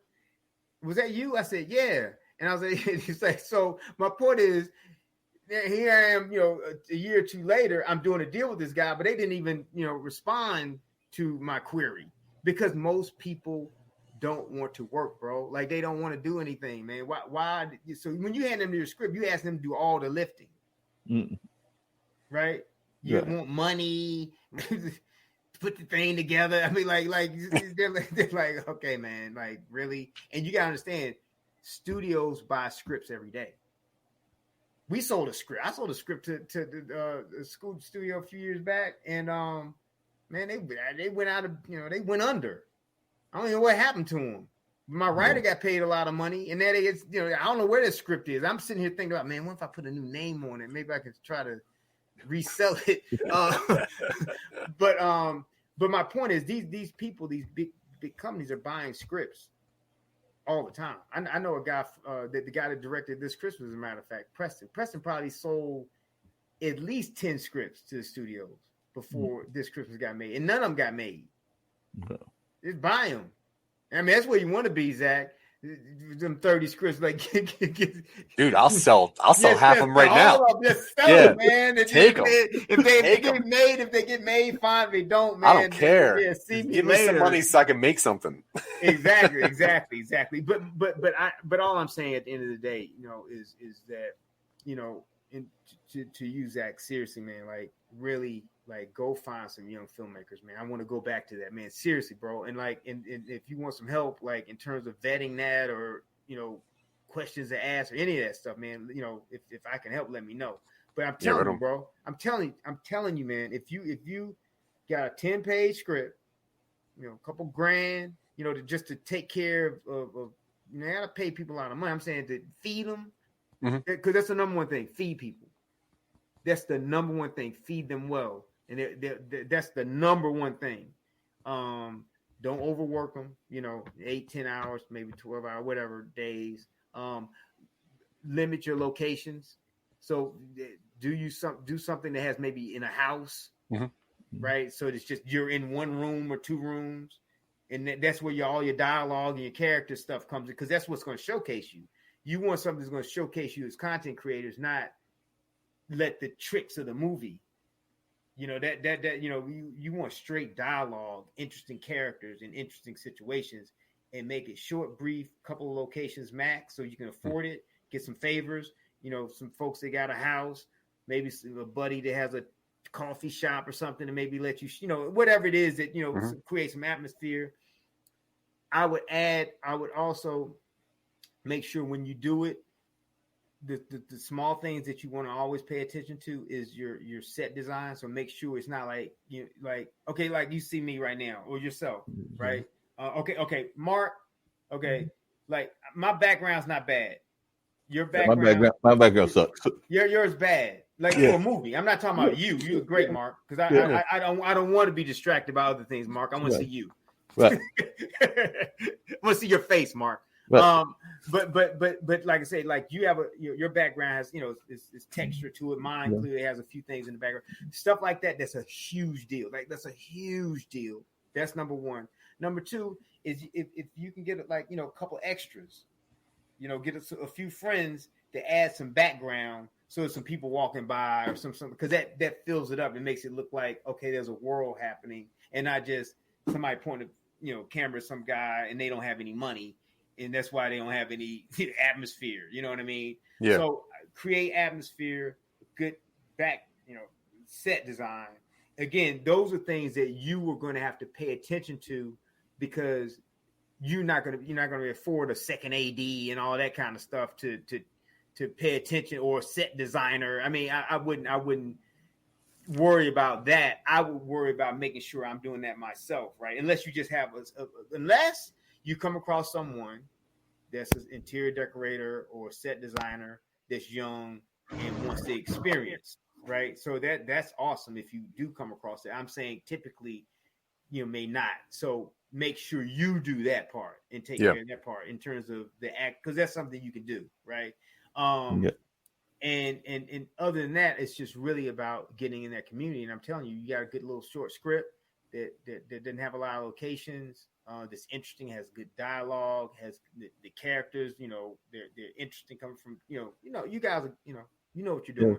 Oh yeah, they definitely know what they're doing. Just really quickly and everything. I'm actually gonna bounce off the screen for a second. So Ronnie, Zack, you get to ask one more question, because I got to go grab my phone for the more audio podcast and all of that. So you get to ask one more of those mini questions. We'll have to bring back Ronnie many times, because Ronnie just got a wealth of knowledge, and I'm always glad to have my good friend Ronnie sharing this wealth of knowledge and everything. So I'm going to bounce off the screen so I can grab the phone. But Zack, you got one question, and Ronnie, you got about a minute or two to answer it. So this is like the round robin version of question and answer. So definitely we got a quick question and all of that, and then hopefully you got a quick answer. Okay, I'll make it quick. Yeah, so I had a bunch of questions that obviously, if I had some time, which I had plenty of time today, I was going to ask. But the one that it was the very bottom that has a star beside it, because I was a little nervous about asking this one.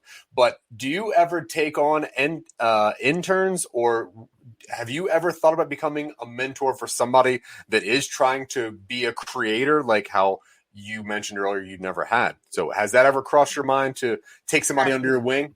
Absolutely. I've done it a few times, right? Just by, it just happens, you know what I mean? Like a few times I've done that, and so, because I think that's important, so that's why I'm saying to you, man, I'm like, bro, we there now, man. So like, you got me. So if, we'll exchange emails and all that stuff. I don't know if you already have it, but no. If you don't, man, you got it, man. We'll do that, and you can get it from Marc or however we do it, whatever. But yeah, man, we're here. Let's make it happen. Let's figure it out. Yeah, right on, bro. No, seriously, man. And I can tell. I'm a good gauge of like winners and losers, and you ain't no loser, bro. So man, you know what I mean when I say that, like, you know, like you can tell, like, you know, man, yeah. So let's just build, man. So whatever, right on. And that's why I was saying to you, and I'm gonna say this again, bro. Like, and that's also I'm saying I'm here. Like, go make that happen, man. Like that you can do that. That's not like. That's not a big task. You just have to sort of see it and then layer it and make it and put it in categories. So you go, okay, I need this, and rather than seeing the whole thing, oh my God, I don't know how to do this. Yeah, you know what I mean. Like, so let's start with, you know, okay, let's find a young director maybe, or maybe a young producer in the producers program, or whatever it is, right? Right, and then you give. Each layer or each category will have a set of responsibilities. But the first one you want to find is someone that's going to sort of be the leader in helping you put this together, because they're going to be the people who know the other people. Oh yeah, I got a camera guy. Oh, I know a person that does this. You know, I know a person that does that, right? And so that if you follow that suggestion, that may not be comfortable for you. You know what I'm saying? I'm just saying that's my suggestion. On what to do, because I don't see any other way other than just straight flat out paying for it, right? And that, you know, then that becomes a whole nother thing. I mean, it obviously makes sense to work with people that like to collaborate. I think when you collaborate and you get your people involved and everyone sees the same goal, that's when you come up with a better product, because people aren't just doing work. Now they're doing something that they see and they believe in. Exactly. So that's cool. Exactly. Yeah, right on. And I'm gonna say, and the last thing for Mark, and the last thing is his was cool because they're gonna have to collaborate anyway. So if you're paying someone, like, just I just have money, I'm just gonna pay people. Now you're paying people not a lot of money to collaborate on something they're only there for the money. Yep. But if you find, like I said, a young person that's like interested in making this film, then they're going to ask their friends, the people so now you're not going to be dealing with a bunch of, you know, hodgepodge of people that aren't really happy to be there, disgruntled. You know, you want to catch these kids that are living at home. They don't have no bills. You know what I'm saying? Yeah. Kids to pick up, you know, from the daycare, and you're not paying me. And then all of a sudden something else comes up and they leave and don't show up. Yep. Nope. I think Ronnie froze up on us there and everything, but he was giving great advice as always, and definitely. Absolutely. No, am I back? Yeah, you're back. No, real quick, last thing. The T-shirt I ordered, whose company was that? Is that Zack? No, that was Brandon's company. Oh, it's Brandon's company. Okay. Yeah. Well, look what I have on. You got on the T-shirt, so Brandon will be glad. Yes, we've got the shirt on. We've got some endorsement going on from Brandon's products, so we definitely appreciate that. Mark Lee. Love I'm it. a Mark Lee fan. What a good shirt. Thanks a lot. Appreciate Brandon giving us that. That's right. TheBrandonScott.com. If folks are watching, you can definitely order more product, because I did get a little. Get the Mark Lee T-shirt though, bro. You got to promote Mark Lee, man. That's right. I need you to buy my product off of his site. Go to the IBM TV website, the store, and get my product. That's right. Get my T-shirt, get my hoodie, get my cup. There are a number of other things that are available on that store. So definitely, we would love you going there and getting that product. So I appreciate you doing that for me, and we definitely like those product endorsements. As a matter of fact, Fran Harris, who's got a sports drink, she was doing so much product placement of her sports drink last week. It wasn't funny. Every time I turned around, she was bringing up her cup and bringing out her product. So it was definitely something that we need more of, is those product placement. So I'm all about product placement. So Zack, I need you to order one too. So the next time you do a Talking Up Stream, you can have that shirt as well. So we need more of that product placement. Reading glasses sold separately. Yes, reading glasses. The hanging reading glass. I just crossed over this week. You know, the reading glasses were something I've been wearing them for a while, but to actually attach them to the body and wear them in public, I just started that the other day. So I've officially let go, and I'm now the old man with the reading glasses in the store. hanging from. So I go, wait a second. What was that you said? Yeah, the bifocal club and all of that. I think that the next time I go for my eyeglass appointment, I will probably be getting into that club as well. Ronnie, we had the School of Ronnie Water here about filmmaking. I'm glad that Zack was glad to be an amazing student and all of that. So I was definitely glad to have you on. Hopefully we'll get you back on in the near future. I know that Zack would love to have you as one of the guests on Talking Upstream. They would love to have you. Let me know, Zack. I'll do that for sure. Absolutely. Oh, right on. Yeah. You guys make sure Marc gives me your email address so I can hit you up. Marc, please make sure you give Zack, so we have have my information, my phone, all that stuff. Yeah, we'll definitely connect everybody together, and we'll definitely do that. Glad to have both of you on. It was an amazing show of episode of Mullings Music and Memories. That's what the second one is called, and I'm getting ready to bounce off and get ready to do Straight Talk with Dean and Marc. So like I said, if y'all look in the chat, y'all will see the number that folks can call in. But if folks are listening right now, it's 646-668-8393. And I know that me and Dean are always looking forward to great conversations on the more audio version of podcasting, which I know Zack and Dylan are very familiar with because they've also done the more audio version of podcasting and not just the streaming version where we see both video and audio. But we're getting ready to go back to the more strictly audio version right now. So I do want to thank Zack, want to thank Grant, who was on earlier, and definitely want to thank Ronnie for being on as well. Another great show, and definitely was glad to have these amazing folks on. Zack, I consider to be a new friend. Like I said, I've known Ronnie so long. We've just got this long history, about 30-year history, and are just going to keep on doing things. I still need to have this kind of success that Ronnie's got. But Ronnie has promised me, just like he's promised Zack, that he's going to make that happen in 2021. He's tired of his friend Marc being broke. So he said that he's going to make sure that Marc makes a little bit of money in 2021 as well, because he's tired of hearing me complain about being broke. So I know he's got a whole list of friends, including me, Brett, a number of others, Ray Pascal, that he has promised us that he's going to get us out of the doghouse of being broke, because he's tired of us being the poor broke folks and everything. He wants us to join his family. But on that note, we're out of here. All that, but I'll receive it. Yeah, he said he gave you a letter of intent, not a contract. Exactly. Yeah.